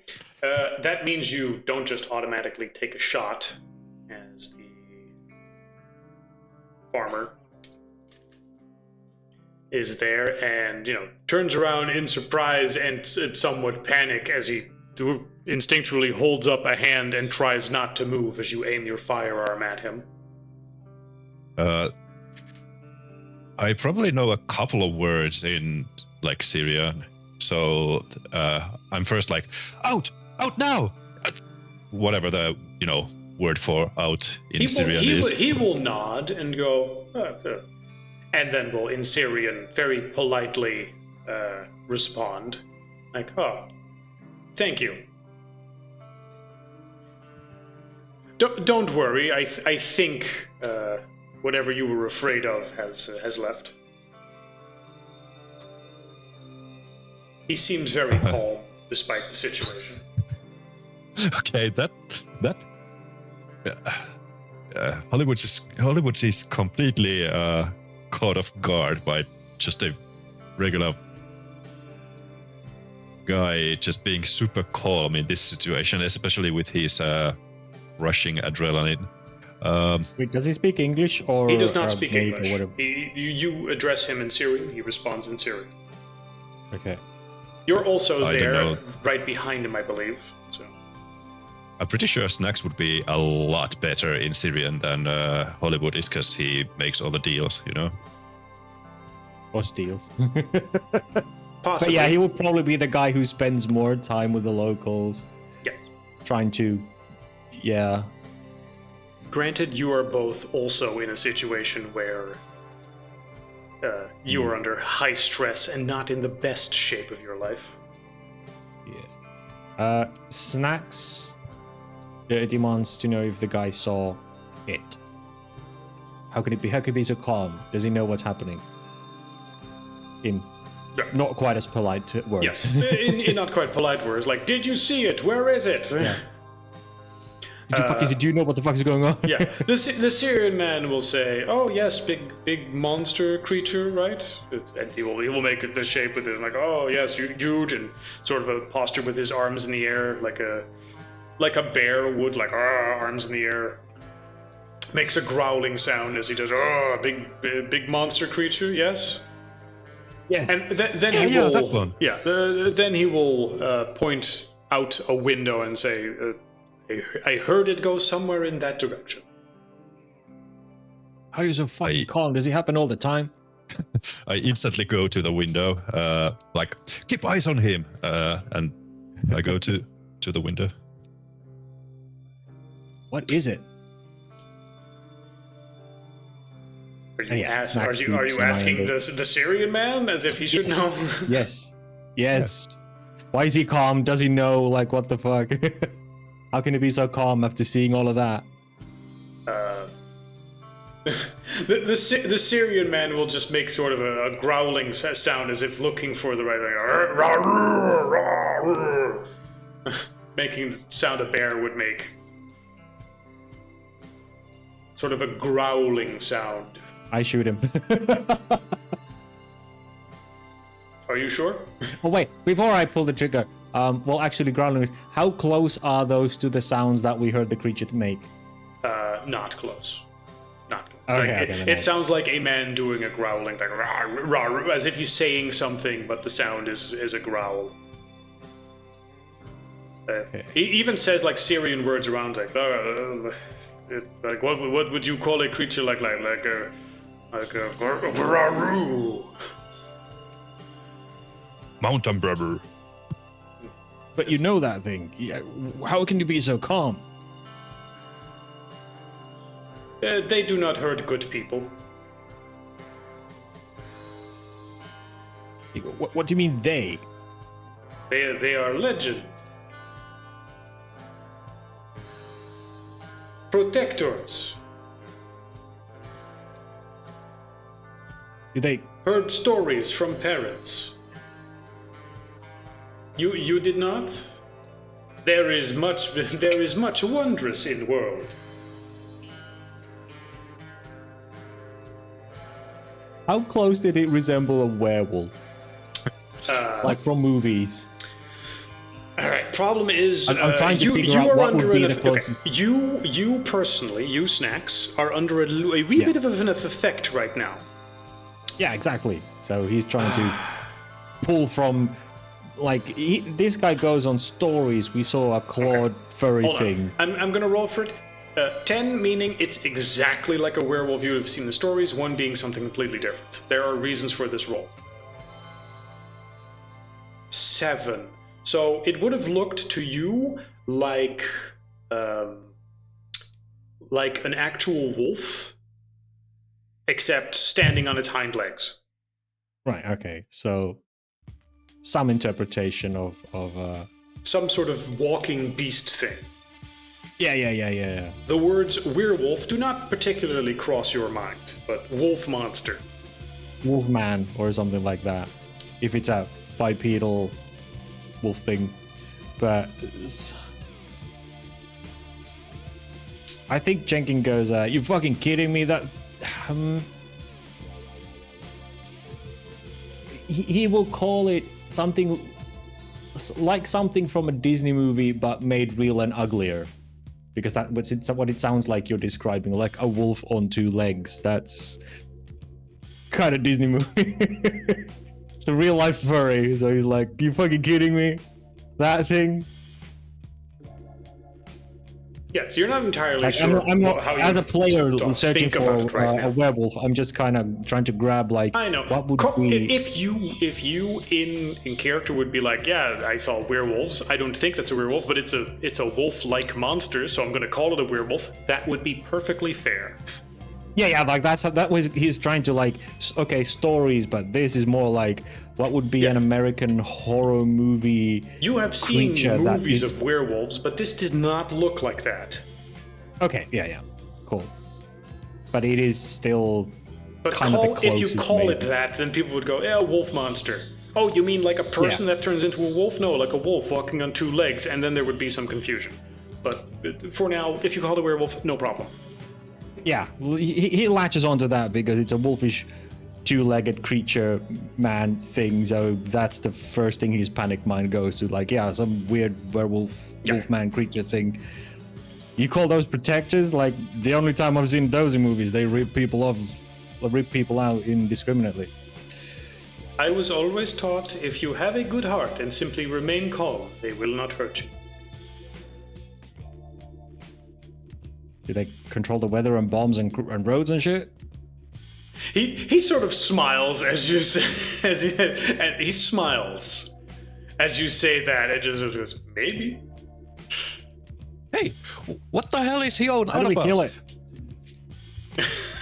Well, is that some sort of fucking guardian monster of this place and doesn't hurt good people? I'm assuming as soon as I rushed to the window, I couldn't see anything.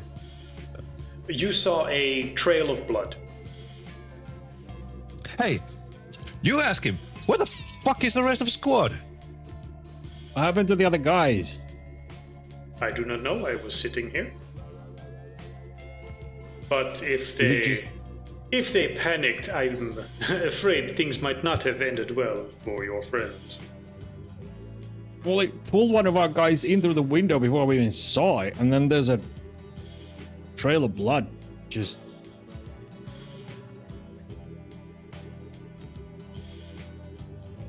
What the fuck? He says if they panicked, then the dead meat. What does it do to people it catches? Does it kill them? Does it take them home and, I don't know... I do not have all the answers you seek. I simply know a few bits of stories. Come on, man, fuck this guy. We need to secure the compound.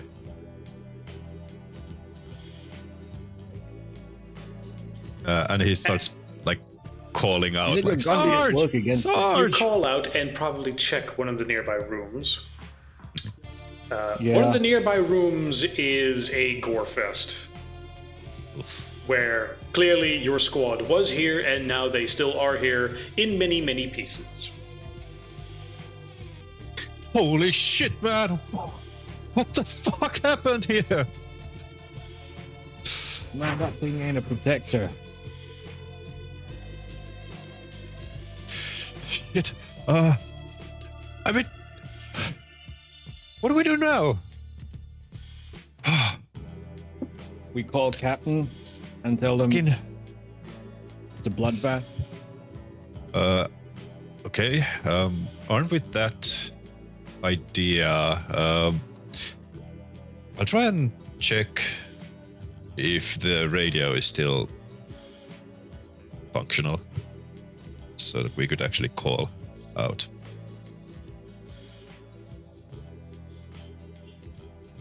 Contact the outer world. Oh, hey, also, why the hell is that big guy? There was a guy. Where the Big hell is guy. he? What guy? Like Big the suitcase guy. The last you will have seen of the suitcase guy was him simply getting out of the Humvee and calmly walking in the direction of the base with a suitcase. He would approximately, after the time has spent on him, either picked up a vehicle somewhere or have been walking for quite a while now. Depending on his walking speed, he may or may not be at the military base at this point. Oh right, I thought he went to toward the building, but okay, he went. He did not toward go the towards base. the Okay. building. He simply Out of the- ignored the big mess going on and Yes. very calmly walked away from it. All right. Yep. What guy? I don't know. A big guy who just he had a suitcase. Told us to keep Overwatch. Why would he do that? As he's You, as, Peter, will Hollywood's remember at this checking. point that, yeah, you were yelled at, you were given orders by this man. You followed those orders. But now you don't quite remember the man that well. Snacks doesn't remember the man at all. Yep. Well, because of the authority, no matter what his physical appearance actually was, he is a big guy now. In Peter's memories. Anyway, we need to find that guy. Maybe he's at the base already. Fuck if I can't see any. Like squelchily walking in the gore with his boots, trying to find the radio signal out. Fuck if I can find anything in here. Holy shit! How much blood is there? You find the radio in between the bits. Is it in one piece? The radio is in one piece, yes. Nice. I take out like I take it out. Something fleshy comes with it. I try to ignore it. The first couple of times I try to take the like phone part out. It's so slick with blood. Can't get it out. Fuck! Come out, you asshole! I need to call the base. After some pulling, it goes floop out of the big goopy mess. Hey, is this base? It's Hollywood. I don't know the designations of any After a of the minute or squads, so of like- trying, you will get, through all your panic, Yeah. the captain on the radio. Hey, sir. He sounds We've got a panicked as situation well, here. as he has apparently been dealing with multiple different things. Yeah, this is Captain. I forgot what name we gave him. Tibble, something like that. Captain Tibbles. It wasn't quite Tibbles, but something like Captain Tiller, maybe. Captain Tiller, that makes more sense. I need to look at what I said. Captain Tiller, in case I forget. But yes, Captain Tiller, clearly agitated and in a rush, will say like, "This is Captain Tiller, report in, make it brief, I'm busy." We've got a situation here. Casualties, at least 5. This is Hollywood. Need assessment. Need reinforcements. Need something, man. Yes, sir. Okay, private, what rank would you have? Private. Private, probably. Sure. Private, calm down, fortify your current position and wait for reinforcements. I'll let you know. Over and out. Hurry! Over. Fuck. Reinforce the city. Reinforce. Is he fucking kidding us? What the hell? It fuck sounded is like the going captain on? was just incredibly busy with miscellaneous Yeah. other messages, and you were low priority on this. Mm-hmm. Maybe because he got higher orders barking at him about the situation as well. Yeah, or our situation is the least of the worries. Yeah. Are you so- currently under attack? No. Fortify and I'll get to you when I get to you. Yeah.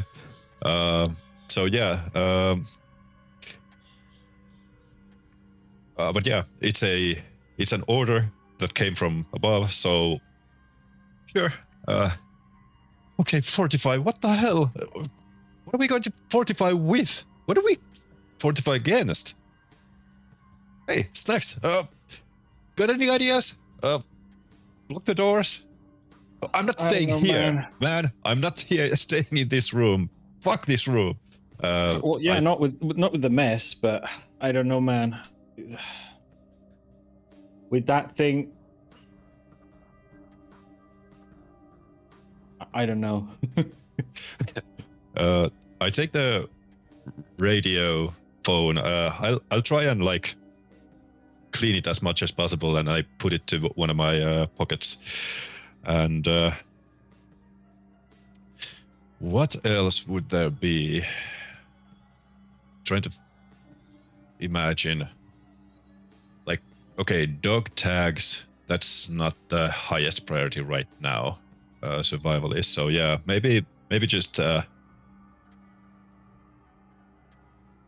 Okay. First of all, we need to go and check out Boomer. Boomer and RPG Magnet. Come on, man. Let's go out. He follows you. Like you can tell, he is drained.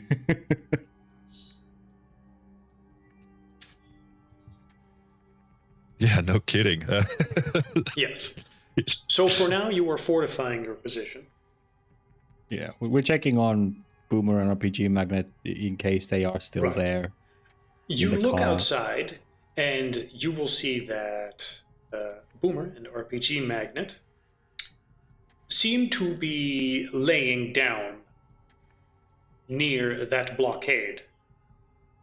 There is no big trail or explosion of blood or anything. But you can see them laying there, not moving. Oh, You are currently Snacks inside the will rush in building. to check. You look at the road. There is the blockade. They are underneath the blockade, just laying on the ground. Snacks will rush over to check. Like your All right. bullets did nothing to that thing. If that thing comes around, he knows he's not going to be able to shoot. 2 more dice as you try to assess the situation and get a degree of detail. Meanwhile, Peter, you are inside. The farmer with you is also looking outside, trying to assess the situation calmly. 1 success. They don't seem to be moving, and rather than having been slashed apart, they definitely seem dead. And there seems to be some sort of black scorch mark on the front of their uniform. Their eyes just open as if they dropped dead. The scorch mark approximately, 10 centimeters and then a circle. Oh.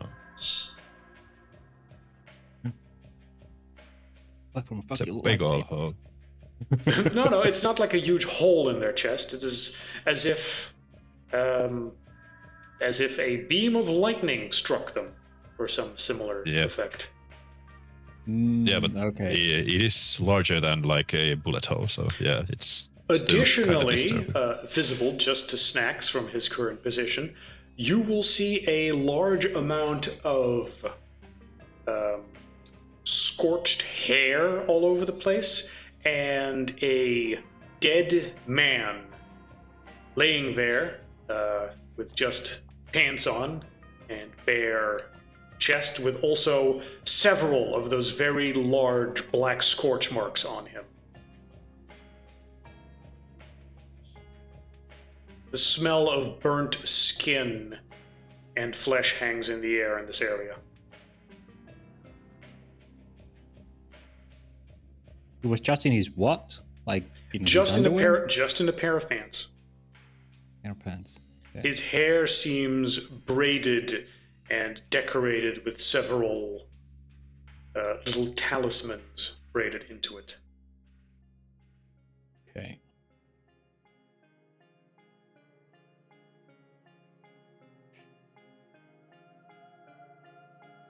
There is no sign of what exactly did this. I shout to Snacks like, "Hey, are they all right?" You better come see this. Fuck. Yeah, I start running after him.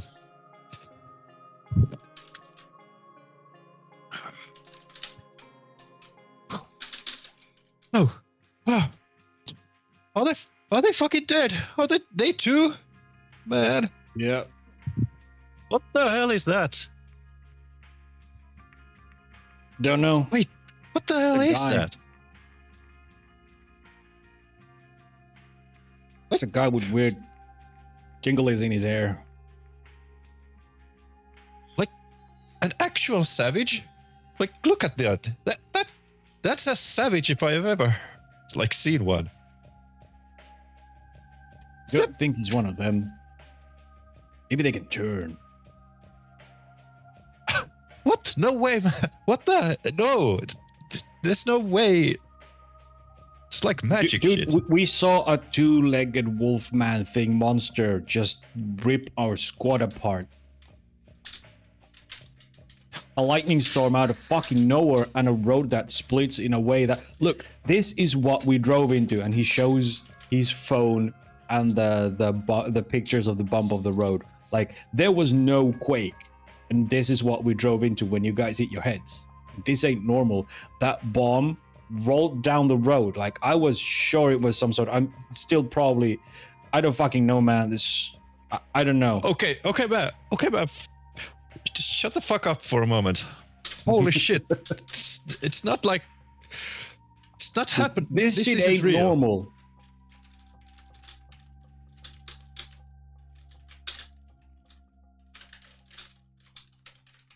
He punches you in the Yeah, jaw. you fucking... you fucking tell He me. throws a punch. He punches you in the face. Hey! What the fuck was that for?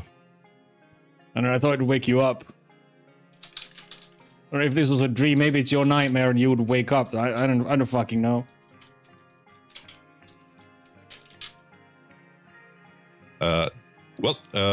Instead of just concentrating on the corpse itself or even snacks, I start scanning the town once more, just checking nobody coming in. Snacks grabs the guy from his hair and starts dragging. Actually, no, the hair might pull the scalp off. And it's not as satisfying because he's dead. He will grab the guy by the arms and start dragging him to the farmer. For some more questions. Like, who the fuck are these people? Do they have anything to do with it? Like, who is this guy? Who's this fucking weirdo with only his pants and... Okay, yeah, you start interrogating some of the locals. No, just the farmer guy who seemed to be very knowledgeable about it and is super calm. It's like, he explains, please. Okay. So you take a few moments, and eventually you go to that farmer guy. He was actually already watching this unfold as Peter also went outside to check the area. So he was actually standing nearby as you were checking it with a sad face, looking at the destruction here. Which of you wants to take the lead in asking him questions? Well, Snacks is the one. I think Peter was surveying the area, so Snacks drags the body over and goes, "Who the fuck is this? Like, does this guy have something to do with this? Like, what? What is this?"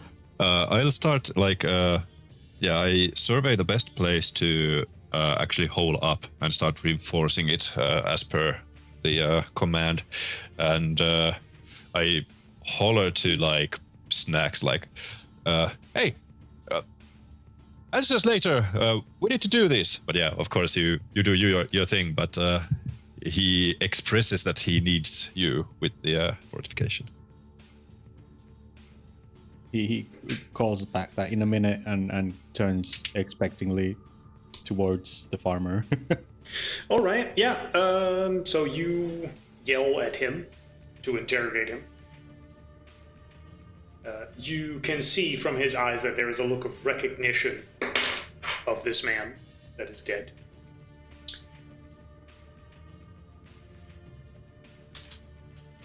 Go ahead, tell me what you would ask him and how and what. Well, yeah, he's asking, like, who is this? Does this guy have anything to do with those monsters? And he shakes the charms in his hair. Like at this point, there have been so many, like, because he didn't have the concussion, he saw the impossible bomb roll. There was the storms, the impossibly bulged or ramped up road. Like at this point, his grip on what is possible is kind of starting to fray. So he's just going, okay, everything might be real at this point. So he's like these look like fucking voodoo charms. Like, what the fuck? Does this guy have something to do with it? Is this guy somehow connected to those monsters? Like, who is this guy? You clearly know him. The farmer will actually just stay quiet for a bit and go, please do not talk about him so disrespectfully. Strix was a good warrior. What warrior? The man will sigh and go, it is not for you to understand all the details of our custom. Simply know that he was a good man, and I wish that this could have been avoided. What could have been avoided? At that point, the man will wave his hand,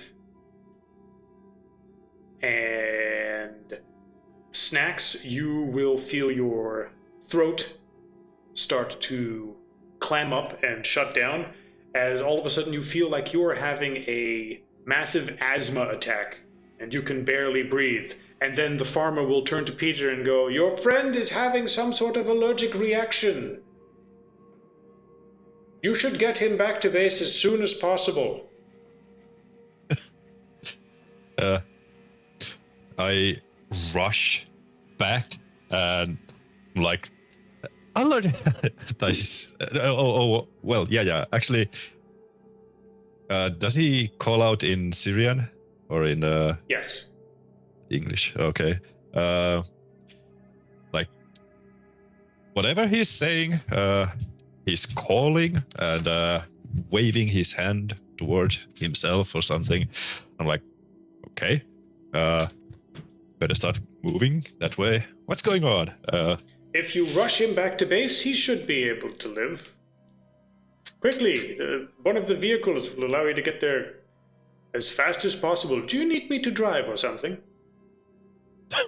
And I see the disturbed look on Snacks' face, and yeah, no. Snacks is shaking his head violently at the offer, and it almost looks like Snacks is about to fly on the guy. He would probably fly on the guy if his throat wasn't swelling up. Yeah, I mean, you Snacks, probably have one last thing you can try to do. What would that last thing be before you are just disabled by your inability to breathe properly? Damn it! I gotta roll. This is a personal roll. Sure. If it's above 5, he controls himself enough to just point to a vehicle and basically ask Peter for help. If it's under 5 or 5 or below, he will try and shoot the old guy. Sure. Like a last desperate moment of self-defense. He tries to shoot the farmer. Like you see him scrambling for his gun. As you aim your gun at the man and pull the trigger, it clicks. The man doesn't even seem to flinch. You are the only one that noticed you even attempted to do this. Peter is busy dragging you to the vehicle. The man just stares you down and shakes his head, and you think you see him mumble, like, I'm sorry for this. Hey, Snacks, don't you fucking die on me too? And I drag your ass into a vehicle. It's like just a civilian vehicle. You get him into the vehicle and quickly try to get him back to base. EpiPens are not a commodity in this part of the world, so you try to get him back to base. What the fuck, However, man? the reaction seems to be quite serious. He can only get some basic gestures out as he lies there dying and choking. What do you ask him? He takes out his phone and Okay. writes you a message. Old farmer knows more, did this. Not allergies. As you're typing, Hollywood is like, hey, what the hell, man? Allergies?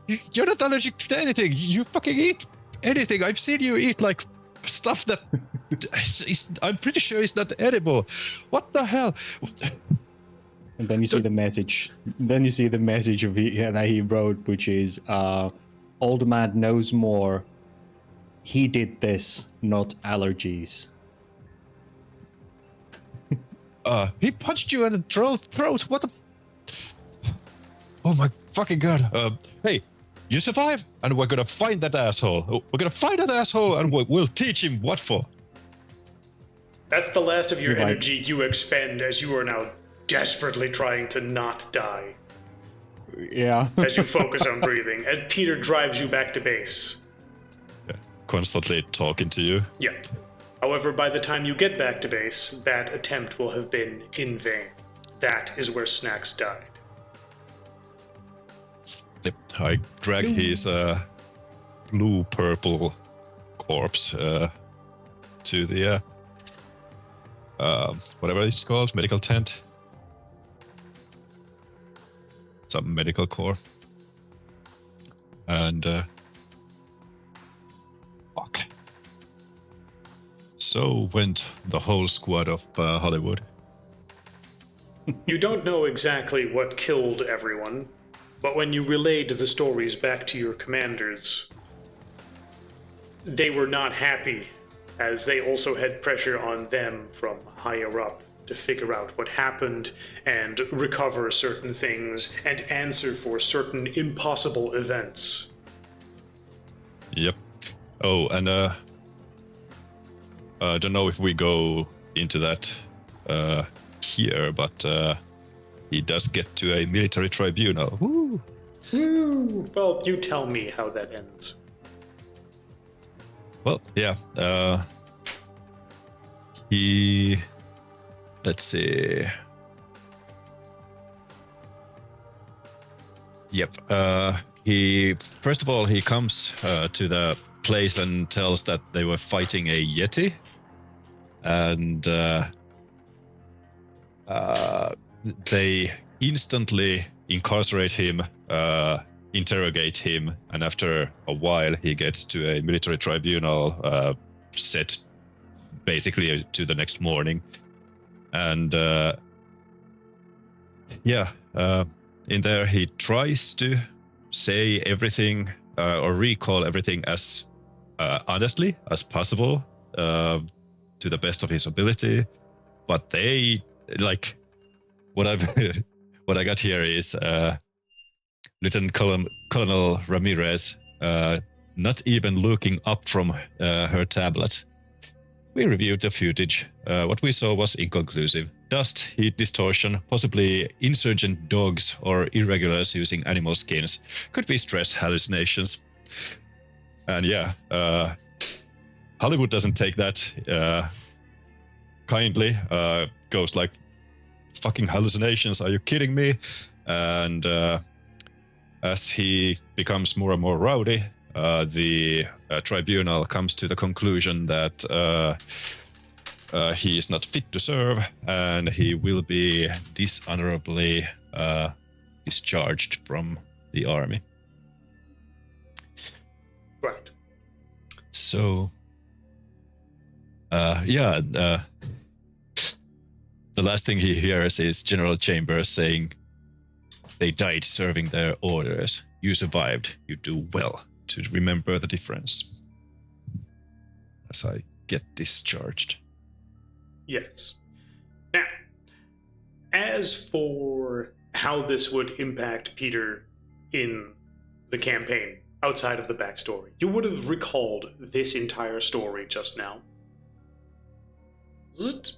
To Victor, as you were sharing tales. Victor, back in Portland, talking to Peter. You're like, wow, that sounded so real. It's like I was right there. That snacks guy seemed cool. That snacks guy was... I mean, I understand the questions, but...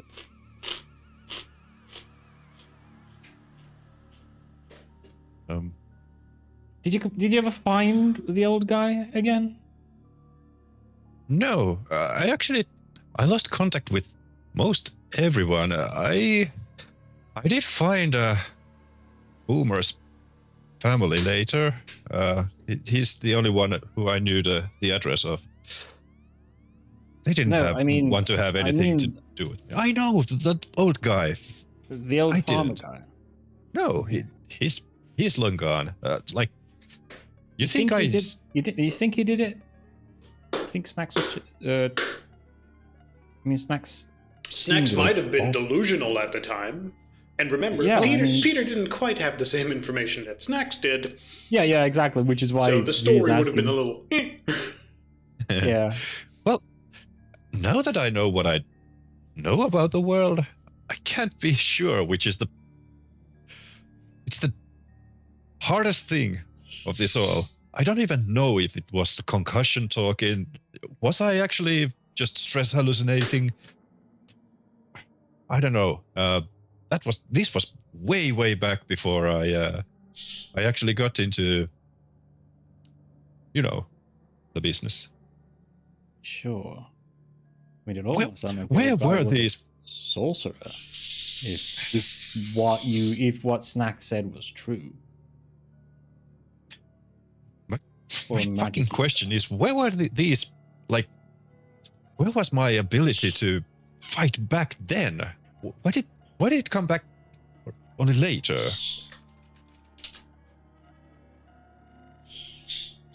I mean, fucking hate you being able to thing. shoot that thing instead of becoming a crying mess like Snatch sounds kind of like that was your ability to fight back. It wasn't. It definitely wasn't like that. It's like nowadays I have this calling. Not back then. Back then I was just, I don't know. Well, I mean, based on, I imagine Victor would have, when he sort of woke up to it and started asking the questions and digging through the Hunter network and all, yes. He would have collected other accounts. So for him to be like, well, it kind of sounds like it starts like that for everyone, almost like that is kind of your, your speciality. So I'll allow you some attempts to translate that story. Yeah. Potentially correct, potentially wrong. Well, based on other accounts that I've been ever since I had my sort of eye-opening moment, it almost sounds like that's kind of part of the test. It seems like... Well, the first encounter to see, based on accounts, like people who there have been people that I have read answers from when I've asked this kind of stuff, who, like you, had other people in the moment and only they seem to be able to act while the rest sort of just broke. A bit like Snacks, tears, unable to move or just running away. Whereas you managed to keep your wits, and then after that, that's when you kind of start finding your sort of. Well, that's after that they sort of start finding the strength to actually fight back. It's almost like that first awakening is kind of like a test, because for some people, the friends who didn't do anything or just broke down, they never got anything. Like some of them even rationalize it away, no matter how much evidence was poured at them. It's kind of like either you wake up to the real reality and see the monsters, or you fall back into sleep almost. And those who wake up like us start sort of having a better chance at it, so to speak. I don't know. It's just, I don't know. Have you ever lost, like, I don't know, most of your friends? I didn't really have Like, out many of friends to fucking lose to nowhere? begin with, so no.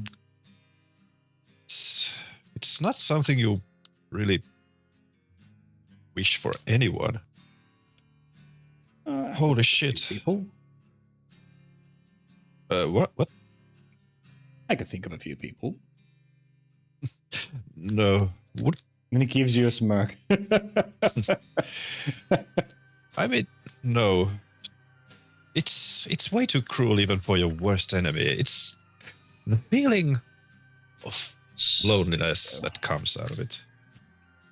Yeah, Phew. that's something I would absolutely afflict on few people, but let's not get into that. But the problem is, I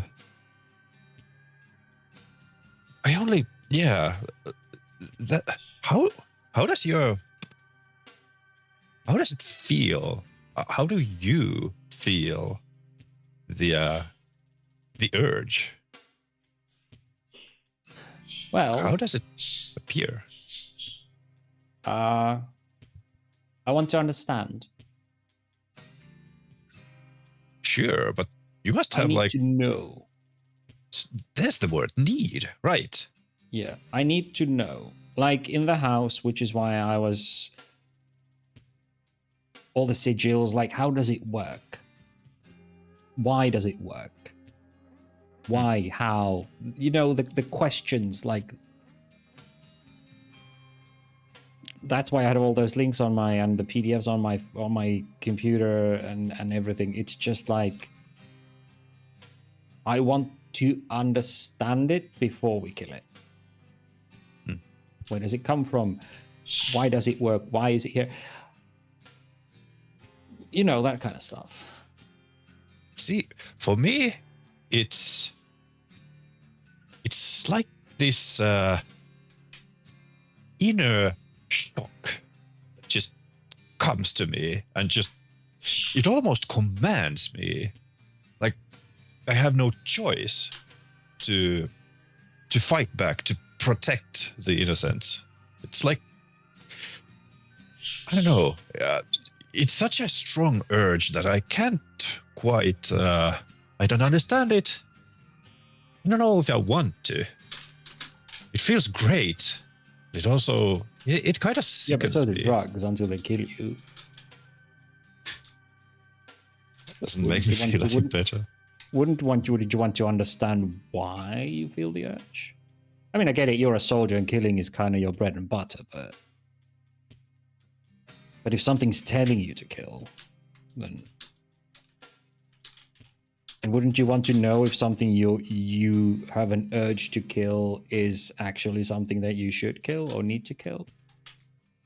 I mean, I understand vampires and stuff like that, but in your story, for example, sure, those whatever monsters they were, but if the old farmer guy was right, and those are their protectors, I mean, you were the invaders in that area. Basically. Hey, now we were there securing the place. We weren't occupying. Right. Yes, but I mean, let's be honest. The U.S. Army being in that area, we really don't have any business there. We haven't had the business in there since Afghanistan, but all the time there's been a reason to invade more. Afghanistan only just barely ended. Yeah. So, Dude, I mean, look at it from their point of view. You are foreign occupiers in that area. Sure, you can dress it in whatever way, but and even that weird guy that you spoke of that you don't really remember who gave you orders, the big guy. I mean, he seemed awfully calm. Do you think maybe he was sort of one of us, or he was in the know? Or maybe the way you say he commanded you and then you... I mean, I guess it could be stress and the situation why you don't remember him as well. But he seemed oddly calm in your story about this whole thing, like it wasn't new to him. Anyway, it was all about protecting the civilians. ISIS is bad for the civilians in that area. So that's but what we are kills a lot of trying civilians to fight against. Right. But maybe a protector doesn't see it that way. Maybe you're just... there's too much local death and not enough... I mean, local death from foreign governments, foreign powers, and... or maybe that guy who came in, maybe there was something in that convoy that was considered way too dangerous to be allowed to be, and that's why the protectors... Look, we don't know what those things are. That's why I would really like to talk to that old guy. Yeah. You can see, by the way, Hollywood's... well, not Hollywood's nowadays. Yeah, Peter's jaw is set that he is not buying it. Not. Oh, absolutely. No, I get it. He's a soldier. He's like, oh, army. Whereas Victor's like, but what about the other side of the coin? Yeah. Like, yes, you know you were there to protect, but do they know, and what else was in the situation that triggered the attack? I, as a player, definitely got it, but yeah. like, Peter's not buying any of it. Yeah. Look, I get it. You were raised in the army. You were in the army, and go army, I guess. But I mean, there's multiple sides to these stories, so you kind of have to think how it looks like on their part and what in that convoy would have triggered an attack from the protectors like that. I mean, what you told me about the whole bomb, I mean, damn it, I'm trying to remember that what we played through is not exactly the same story as what you were told. Yes. Yeah, Peter wouldn't tell most of Snacks as like escapade because he had no idea. He wouldn't know that the bomb was rolling freely because there was no one to tell him about that. Well, actually, that's what Snacks did say to you. Yeah. So I don't know. Probably that rolling bombs and everything that Snacks was talking about. Assuming all of that wasn't just you guys hallucinating during stress and concussion. I mean, probably and storms and everything. Like Snacks, bless his memory, he was under a lot of shit that day. So many. Well, yeah, having to look after your ass. I don't know, a bomb that just starts basically walking to the target. That doesn't seem likely. Well, I mean, like he said, it could be a remote controlled thing. I wouldn't be surprised with modern technology. I mean, we have drones and everything. We had drones back then. And you guys did say it was a high quality bomb for apparently a makeshift shell. So someone tampering with it and having some sort of a device inside that allows you to sort of, drive it. Of course, the whole plan hinges on you guys actually taking it towards the convoy, which you ended up doing. Well, and sure. We've seen a soul-eating house. A bomb rolling down the hill, rolling down a flat road towards a convoy. It's meant to go, followed by an attack by whatever furry beasts you were attacked by. I mean, does a bomb rolling really seem that out of place in that situation? Like something wanted that convoy dead. Yeah, like super dead. Like so many. How many different ways of? I don't know. Tell you what. Wouldn't want to go back there, but seems like there would be work for us there. True. It's a bit far away from my budget, though. Sure. I would like to talk to the old guy, Too many. especially Yeah. if what snacks is true. Too many ghosts there too. You could find closure. But none of us speak Syrian, so or whatever they. What do they speak? Well, That you can't exactly casually just go on vacation back to Syria to say, "Hey, have you seen this old man with this description?" Yeah. None of us really speaks Arabic, so it's not really a holiday place. Besides, we got our own things to deal with here. Yeah. Whew. You know what? I've never told that story to anybody. Hmm. Well, It's there's a no lot wonder. more It makes you after what sound I- crazy. Sure, but like, I do remember the names. I recant them every single morning. I remember. I wake up, but Yeah, I can hear that whenever you do push-ups. it's not like it's not something you just start telling to random people. Hmm. So for what it's worth, thanks, man. Thanks for listening. Well, I mean, welcome.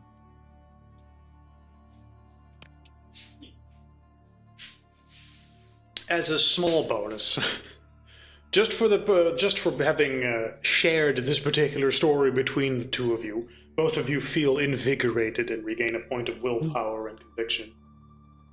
Yay.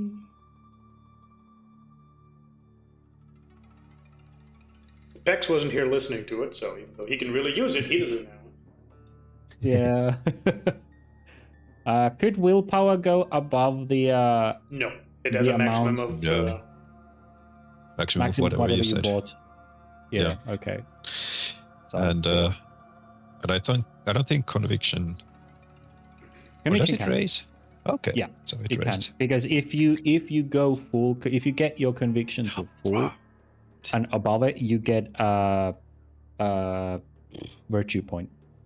Yeah. You get a virtue level from that. Good luck with that. I Yes. forget all the specific mechanics. Yeah, that is. Which is why virtues are kind of, once again, well, you have played your character to your virtues at some point, here a virtue point. Or actually, you have played towards a virtue, so here's points for that virtue that the storyteller decides after making notes on how players play their character. Reward stuff There's if a people lot of- RP. It's fine. Yeah, Yeah. And basically. yeah, it's basically the milestone system, except the GM. Yeah, the Teach GM you tells the you question, which class you multi-class into. Yeah, your next level class. Yeah. Which is odd in and of itself. All right. Yeah, but I guess it kind of, yeah, Don't worry about it. it makes it story driven, but still, it's a lot of stuff for the GM to remember Yes. and Yes. keep track of. It's And- DM does everything. How about DM does nothing and we just see where the fuck we end up? Then we don't level up. Yeah, it's fine. I guess you do the story low level. But I get Yeah, my then we instant don't kill class up. vampire ability at level 2. Although then you get XP and you can distribute the XPs as you wish, so that's kind of weird. It's a weird Yeah. like amalgamation of like Coloctulu and something else. I don't know. I mean, I mean that's your like skills and attributes in that way. Whereas I kind of sort of get it, I guess, that the GM would be the one to go. You are leaning more towards this virtue, so you don't get to power game. It comes kind of naturally from the roleplay aspect and how you pursue it. It also like encourages you to roleplay in a certain way if you want it to encourages level you up to be in more a certain free way. and natural with it. Yeah. I guess. Yeah. Which It I guess. kind of makes sense, but yeah. Also, I mean, you could also just put in an element of when the GM feels like we have been at these virtual levels enough time, and or like enough of the game has passed that we have enough sort of experience with these characters, then he goes, okay, well, in my opinion, this and this character has played more towards this and this virtue. What do you guys like? Get the other players and the GM's opinion on whether or not the character has followed their virtue or he started leaning towards another, and then you take a decide the player points aside that and you way. go, hey, I think you've played in this way. I have this in mind for an upgrade, or maybe this or this. Which of these do you want? Oh, that sounds cool. Okay, we'll do that. There, problem solved. Yep. Yeah, it could be like that.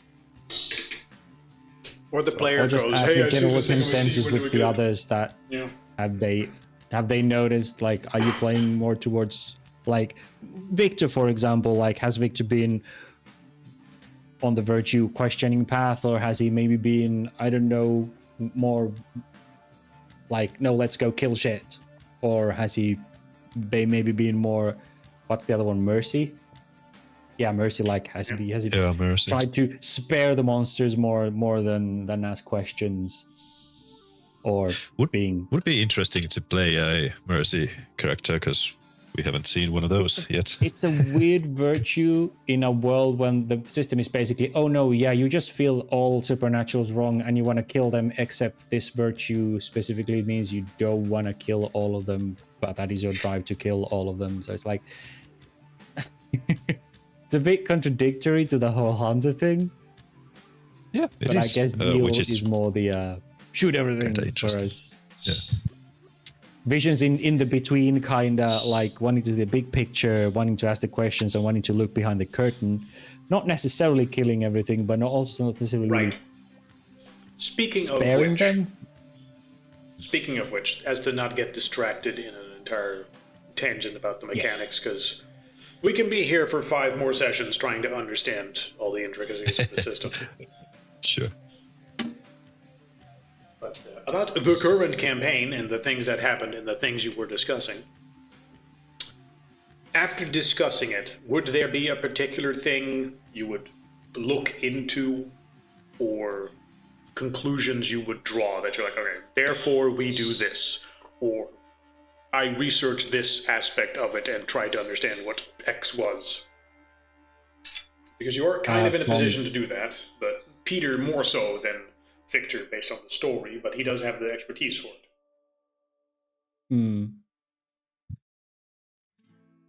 Well, now that Peter remembered it, or remembered him, he would take a look at the what he called big guy, if there would be any mentions of like,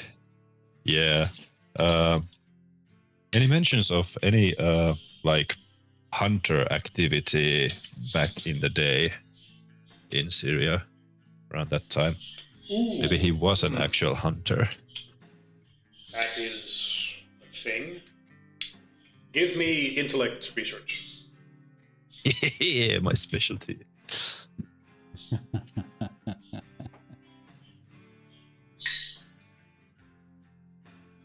Don't know if I need to bother with this West research again here. Ta-da! Here was it is a fail. A visionary as well. You looked into it, and you'd have nowhere to even start. You just go over your military reports from the day, and you have no way to connect that to each other.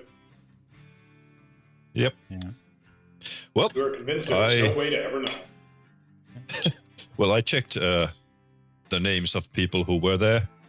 No idea what the name of the guy is, so how could I know who it is? Yeah, you type into the search database, Shades guy with briefcase, 0 results. Damn!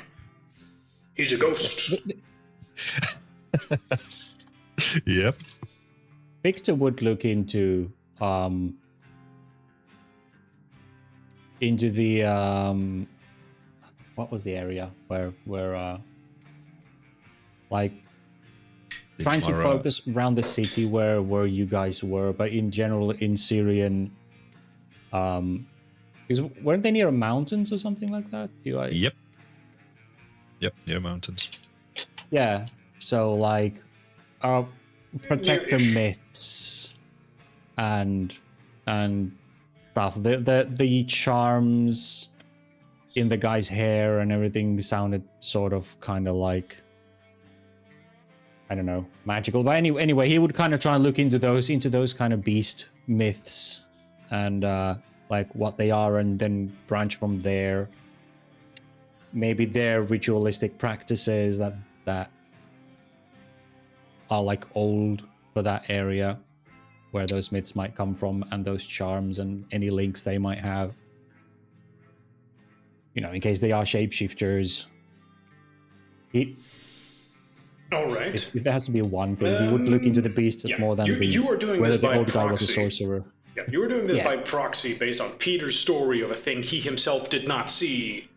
So, Yeah. Well, he did see the guy, the monster, because he shot it 3 times. sure, but you were, going on his description, and particularly like those charms. He hardly investigated the dead guy.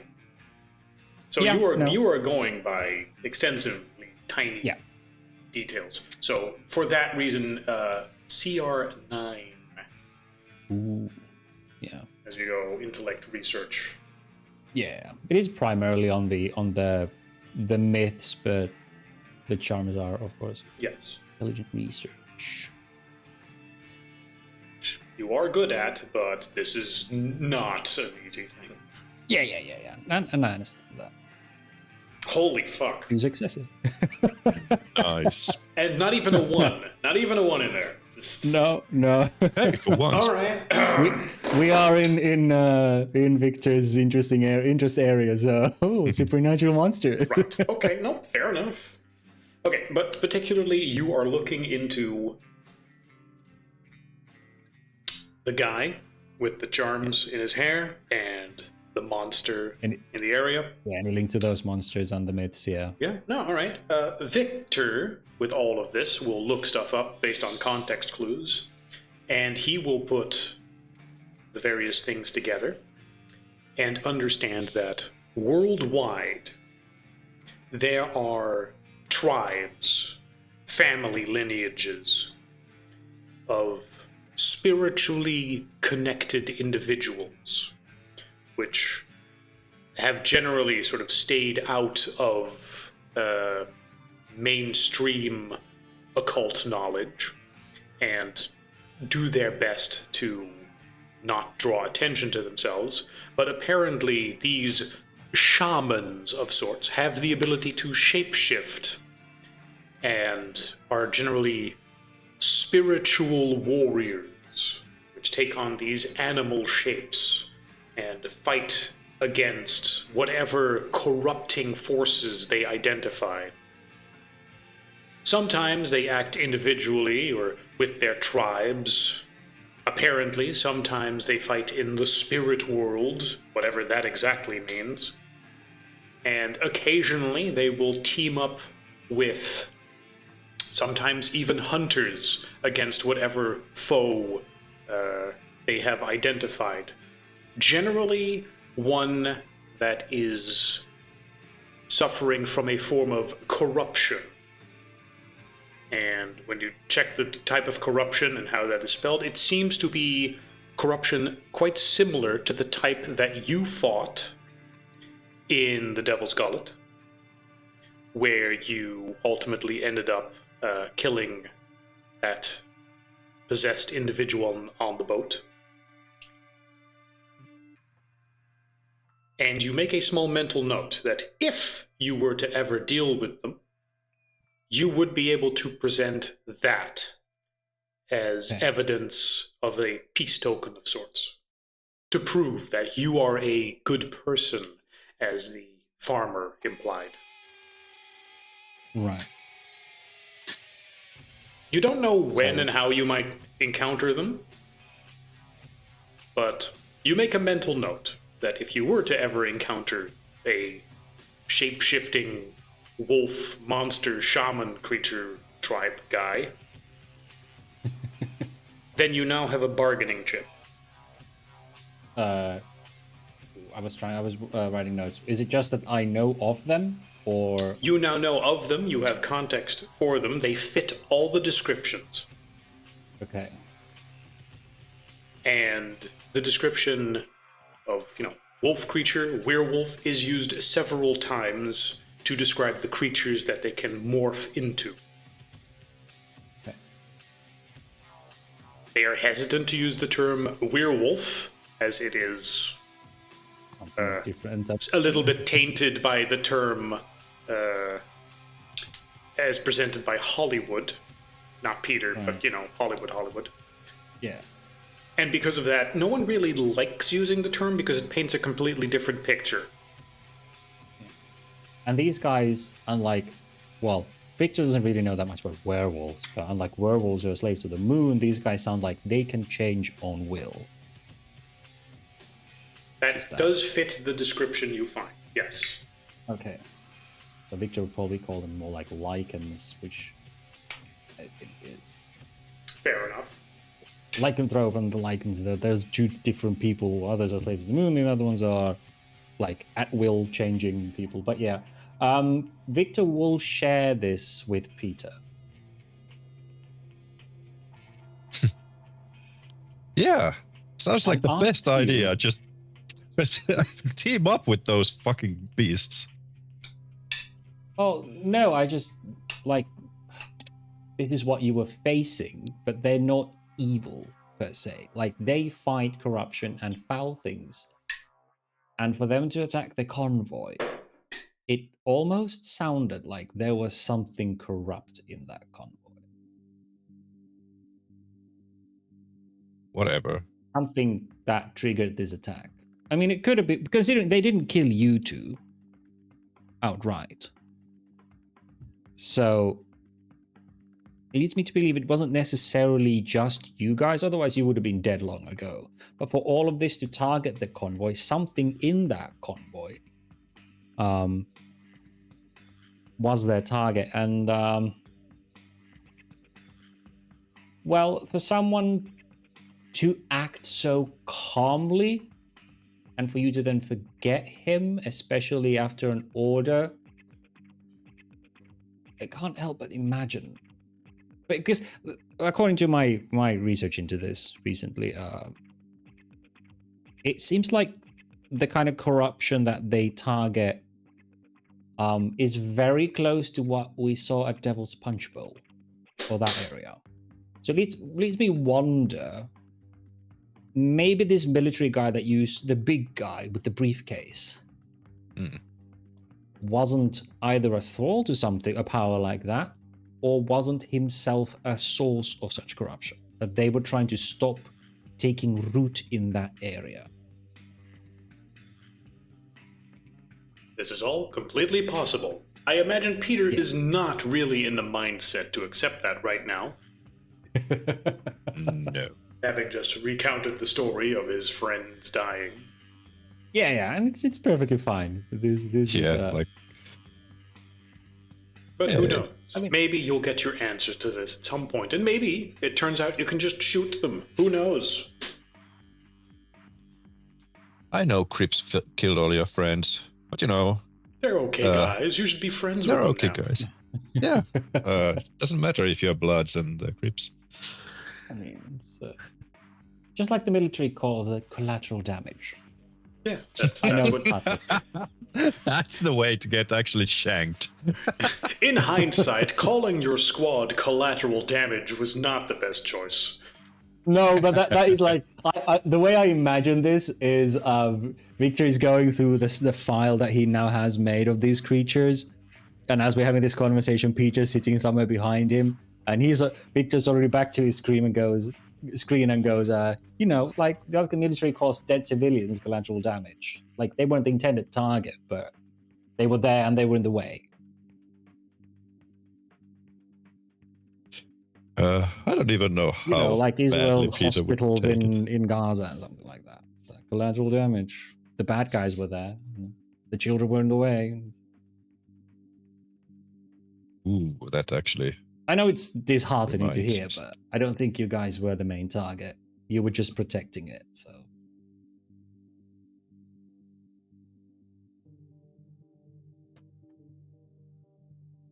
Oof. Hope you never get to experience what I did. In our line of Well- work, it's fucking possible. As hunters, tomorrow, yes, it's very possible Yeah. that he experiences exactly that. tomorrow, let's put it, maybe you're let's put it alone. this way, and- if I do, I probably won't survive it much longer because you guys are the fighters and you're the only guys I, at the moment, really sort of care about who are near me and at risk. So, if you guys die, I'm probably close behind because I don't know how to fight. Well, you tend to run away if a fight starts. Yes.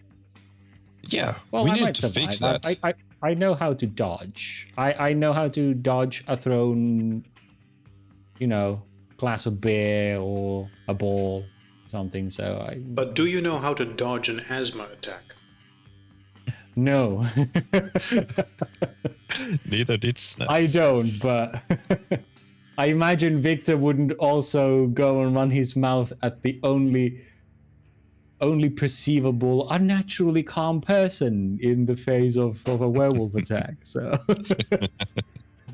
I'd go like, you motherfucker, start talking. That's why he Yeah, but might I- survive and Snacks did not. Yeah. Like, Snack should have probably gone and asked questions later, like, you know what, that was very interesting. Like, what happened? And taking the hint. But no, But no. Snacks was very angry and Yep. But he would have been a bystander. yeah. Because Yeah, because he would have failed the test. If you fall into a panic when that happens, you fail. That's when you don't get powers. I mean, you can, as long as you try to act, even if it's a panic act. I Nope. believe it. Really, panic doesn't. Nope. All When right. I read the which is why it was really weird. Okay. It is like a split-second decision if you don't immediately fly into action. If you hesitate, or if you get overwhelmed by panic, or if you are if you try but you are prevented from acting, you fail. Really? Nice. Yeah. Even if you are held back by someone else, or let's say you, like, the supernatural thing drops rubble on you and you're trapped between the rubble, you can't do anything even if you wanted to, you failed. The watchers just Okay, go, well- no, you didn't do anything, you're a bystander now. I'm You the- might remember this, but you don't get the edges. Okay, well, guess what? I'm the DM and I get to decide. Yeah. And I say that doesn't make any fucking sense. Like, even if you try and act, but if you're prevented by something like the vampire holds you in a paralysis or something, you fail. The watchers just go, you're not made for this because someone prevented you Someone from was acting. able to even if stop don't. you. Yeah. Yeah, so it was like, Where's the address? what the fuck? And it kind of sounded like, oh, if you don't immediately jump into their aid, I'm like, how does anything except zealots being made if running to get help is also like, but you didn't engage directly? Like, Interesting. how does a vision wake up? Because I think that at that moment, your first reaction is also what dictates your initial virtues. Right. So I need to clean up all these. zeal kind of sounded like the only thing that would ever wake up, because you fly on top of them, fly to stop them. Like, how is stopping and asking questions really going to be like, oh, you're really trying to help by asking those questions at this moment when that guy's being neck sucked? Well, I mean, that is your particular expertise. As you see a guy about to get his neck slit, you go, I wonder what all this is about. I will fly Yeah, but then into when action you and start read the making notes. criteria, yeah, then when you read the criteria, it's like, oh no, if you hesitate for a moment and don't immediately jump into action, then you fail. It's like, okay, but that just sounds like zeal. Yeah, well, let's go ahead. You start going, We have already accepted that the descriptions Yeah. in certain places are not great, so let's not Yeah. focus on that. yeah. But Let's not focus on that. Focusing on where the Someone- story is and where we are now, and yeah, preparation yeah. for next time. We Yeah. have, let's see, Lovejoy Station is where you live. I thought I gave an address, but I sort of lost track of it. It is there. It's Lovejoy Station, 1040 Northwest, Are you, 10th are Avenue, you sure? Portland. That's your your place. Oh, sorry. Looking for the You're talking address. about the vampire lair. Did I delete there. it? Oh, God. Oh, I wrote it into the Chat? It's over here. Oh, thank you. It's Just going to put that. 5734 Northeast 27th Avenue, yeah. Which is why last time There we go. Victor was trying to overlay the maps, I went, hang on a moment, this lair isn't even on our current Right. operating area, so do we even care about the lair, or do we just go kill whatever's in the tunnels? Just Because for the the- house is not yeah. above the tunnels. Just for the purpose of preparation for next time and getting one or two answers, is there anything you would do as you are spending time preparing until the entire team is ready? We should start getting Victor some combat skills that he keeps on. That's not going to help us with this. That's not No, it's exactly not the thing this. right now. That means you get Learning. experience and you invest that in that. That's not something you do here and now. Yeah, I understand, but like we should start the training program at some point. Probably, You can have a training montage later. yeah. But It's like, the next session when Anders can't make it, then Oh. Matthias is still off. Yeah, something like that. yeah, so next weekend. Do we yeah, I mean, I'm of two minds. Do we really focus on the lair at all? Because it's not on our side of the river in the first place. And the Shanghai tunnels, which are our original The like, goal is whatever you set as the target? goal for yourself. There is no quest marker that's like complete this and get points. No, no, I get it. But like for the You are group, done as soon as you say, well, now we have done sufficient thing. We can no longer stay in Portland. We move on. yeah, but for our first thing, I think, and well, Victor also thinks that going against a lair of vampires is a very stupid thing considering our track record so far. Maybe take the one guy who we know is lurking in the tunnels, go find that guy, blow his head up, and maybe not try and take on an entire lair of vampires in Oregon, because we know there's at least two. There's Victor in Oregon thinks in he general. knows. Oh yeah. But what we could do is at least go on with the plan and mark the lair as such. Okay. Who is going I mean, to go yeah, you mark the could do lair? it. I mean, 'Cause you wanted Victor's not going anywhere near that house. He's like, You- that's. You wanted not to leave sneaky. some markings, right? Who is doing that? Not Yeah. Victor, so I guess it's Peter. Yep. All right, roll me dexterity stealth as you try to sneak up to the place. I'm assuming you're trying to do this stealthily and not Victor running up to it in a can, sprint. Yes. Stealth. I was thinking Victor could damn it. What would be a good official, like, do we know if there's an HOA, homeowner association, working in that area? Victor will try and figure out if there's something like that, so we can have you look like an inspector of some sort. He will try and whip you up a disguise so that you look official, like a business there. Hey, homeowner association has asked you to go check stuff out, so you look like you have reason to be around there without attracting too much attention, so you can do your thing. So you're not like looking like you when you leave the apartment in case we're being watched. So he's like, you can drive there, you can take your clothes in the car, and then do your thing. Give me wits bureaucracy. Ooh, bureaucracy. Ooh. Not a skill I have, but we can try. Which is okay. That's still 3 dice. Which bureaucracy. Still 3.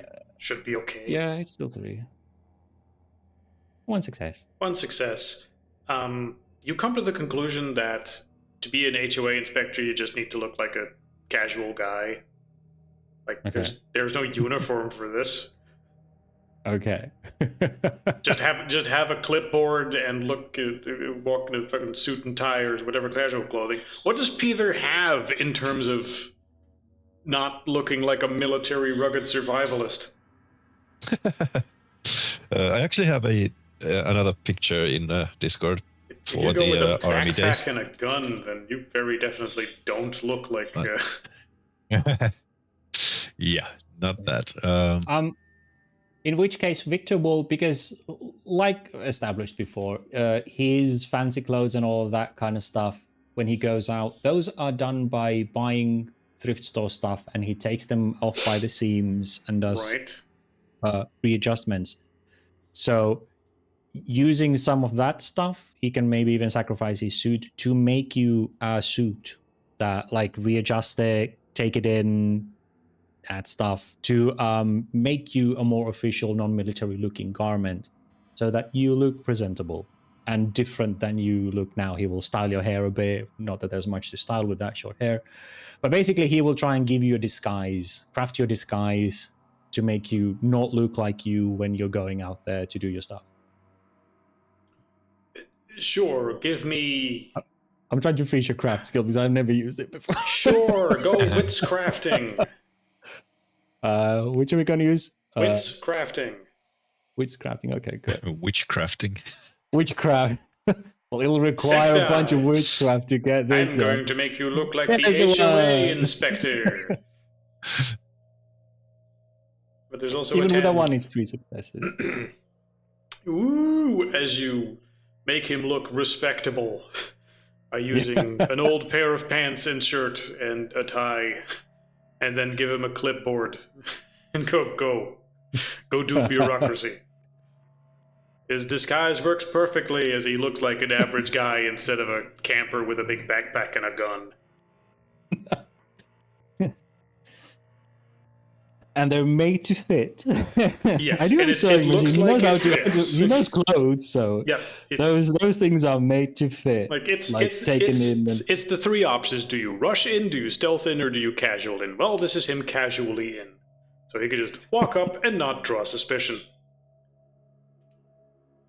Very well. Because you were casually going up to the place, I believe that also means that you get the ability to snoop around a little bit. So give me perception, investigation.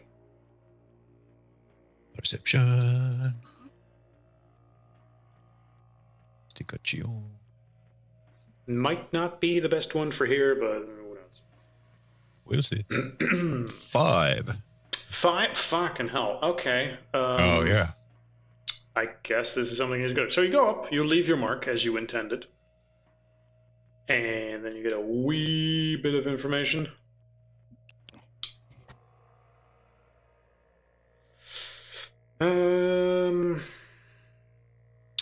As you check this place, you will notice things.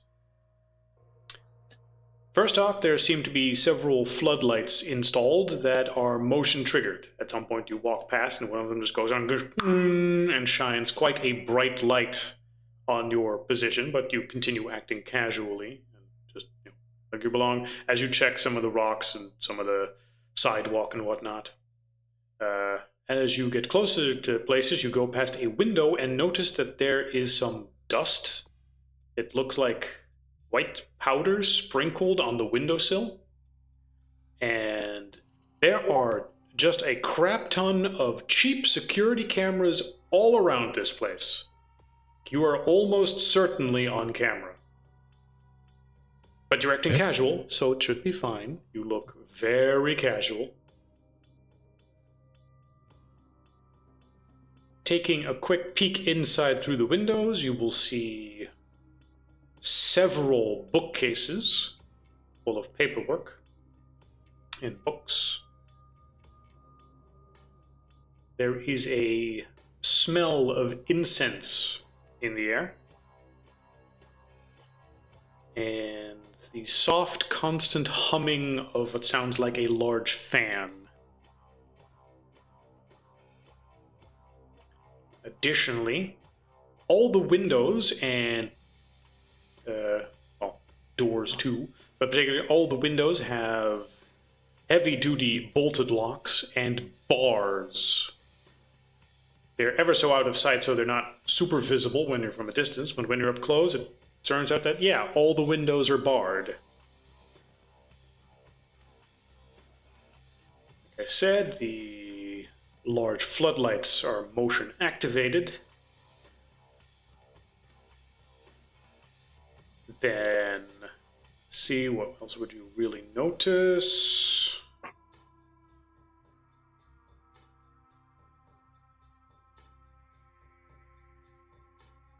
You will probably, because you roll a lot of fucking successes.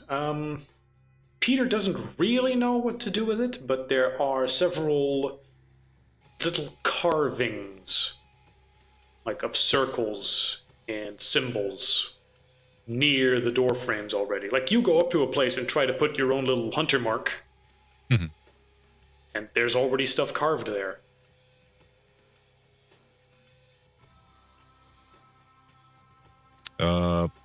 You make a mental note in the short amount of time you have, but you probably only have time for one real action. What do you do?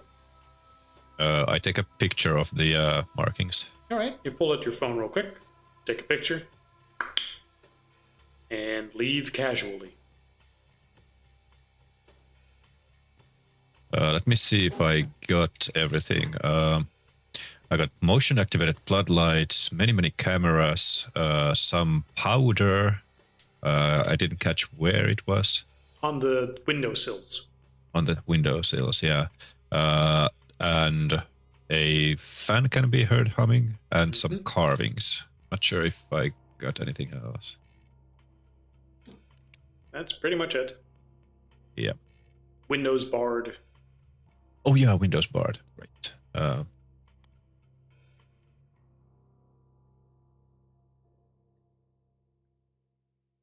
Yes. All right. Do you do anything in particular with the information?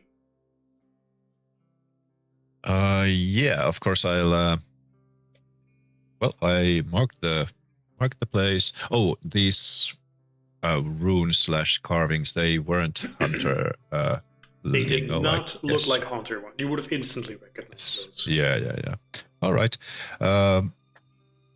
So I leave for our apartment where we're Yes. situated, and first of all I'll share the information with Victor, especially like, hey, let's see what I found.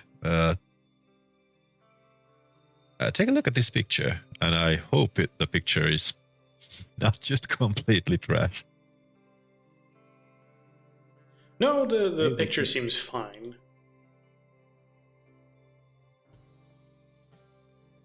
What do the markings look like? The markings look like what you have seen before in the house, the initial house, and it comes to ritualistic, magic, occult sigils.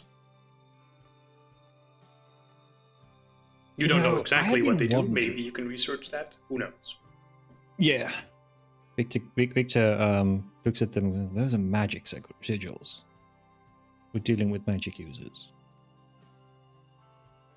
Oh. Well.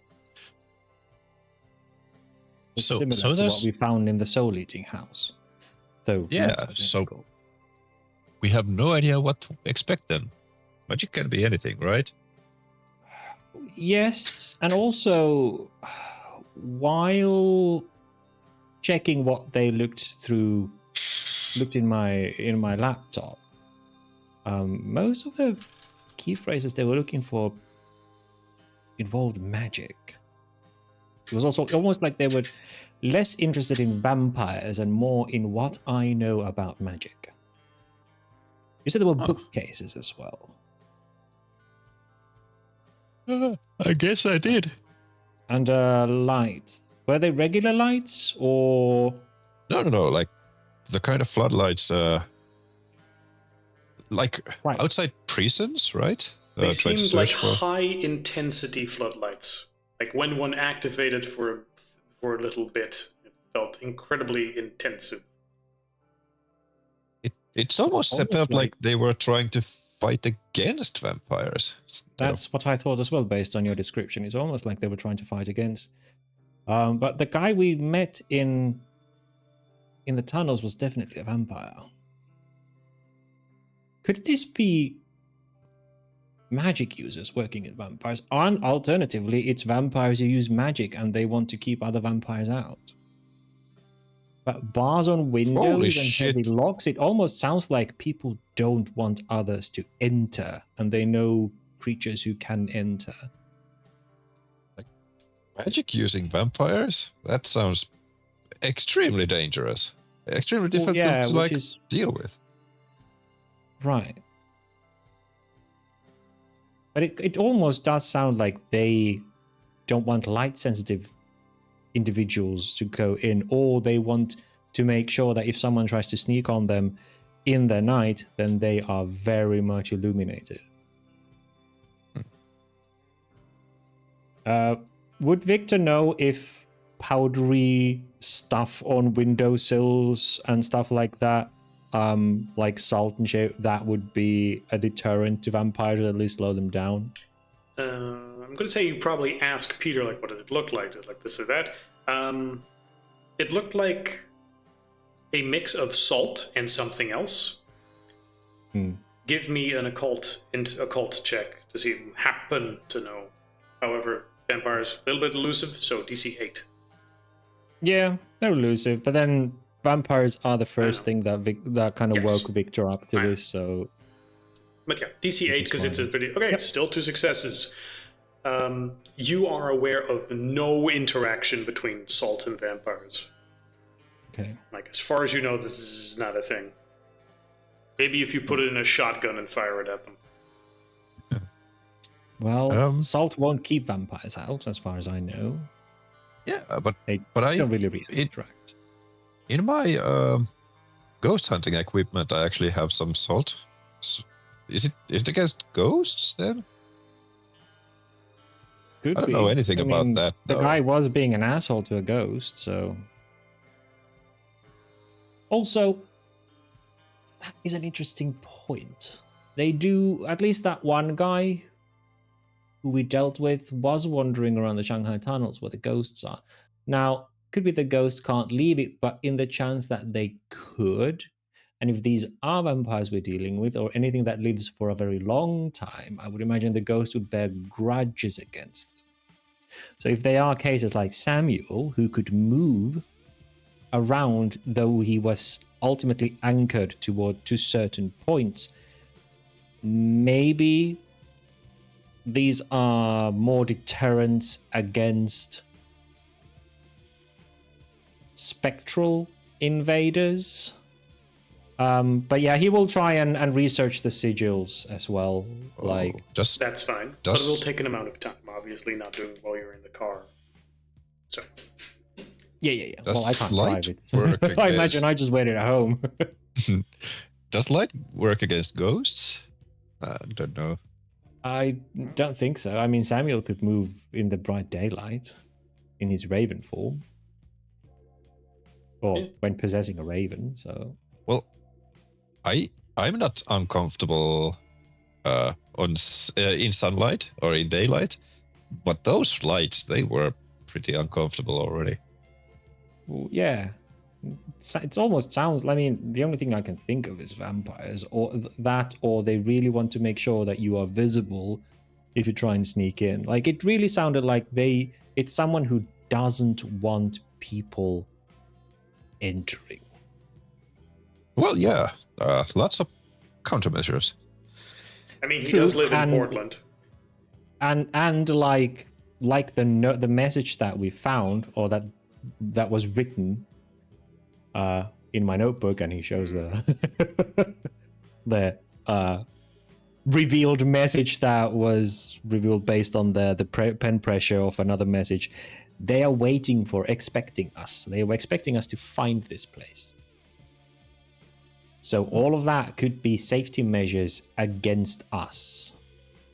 Ergo, we are revealed, an easy target, sitting ducks in the dark of the night if we try and come in.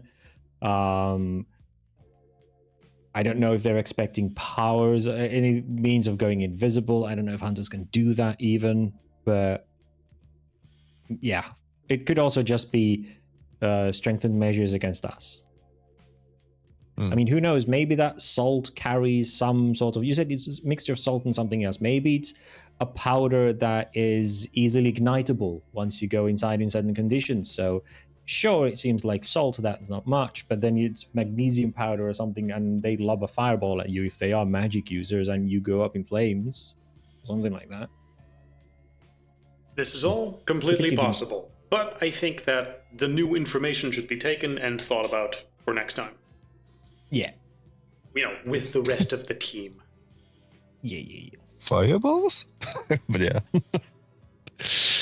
Ah. I mean, if it's wizards, then everyone knows a wizard has to know fireball. It's stable. Did you play RPGs?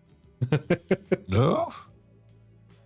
Yeah, that's how magic works, right? They just point their finger at you and yell, fireball, and fireball comes flying at you. Either way, unless there's something in particular where you're like, oh no, need to answer this now. If not, no. We will leave it here and pick it up next time. All right. With the new information and backstory and tidbits that we've learned. Keep in mind, I want to expand every character in the same way as we just did with Peter. Yep. But it might take a while. Yeah. The next time there are only 2 people. Or, you know, one person. You and me. Or 1 person, yeah. Well, we'll see. Either way, ending stream here. Yep. Good night. Good night. Good night.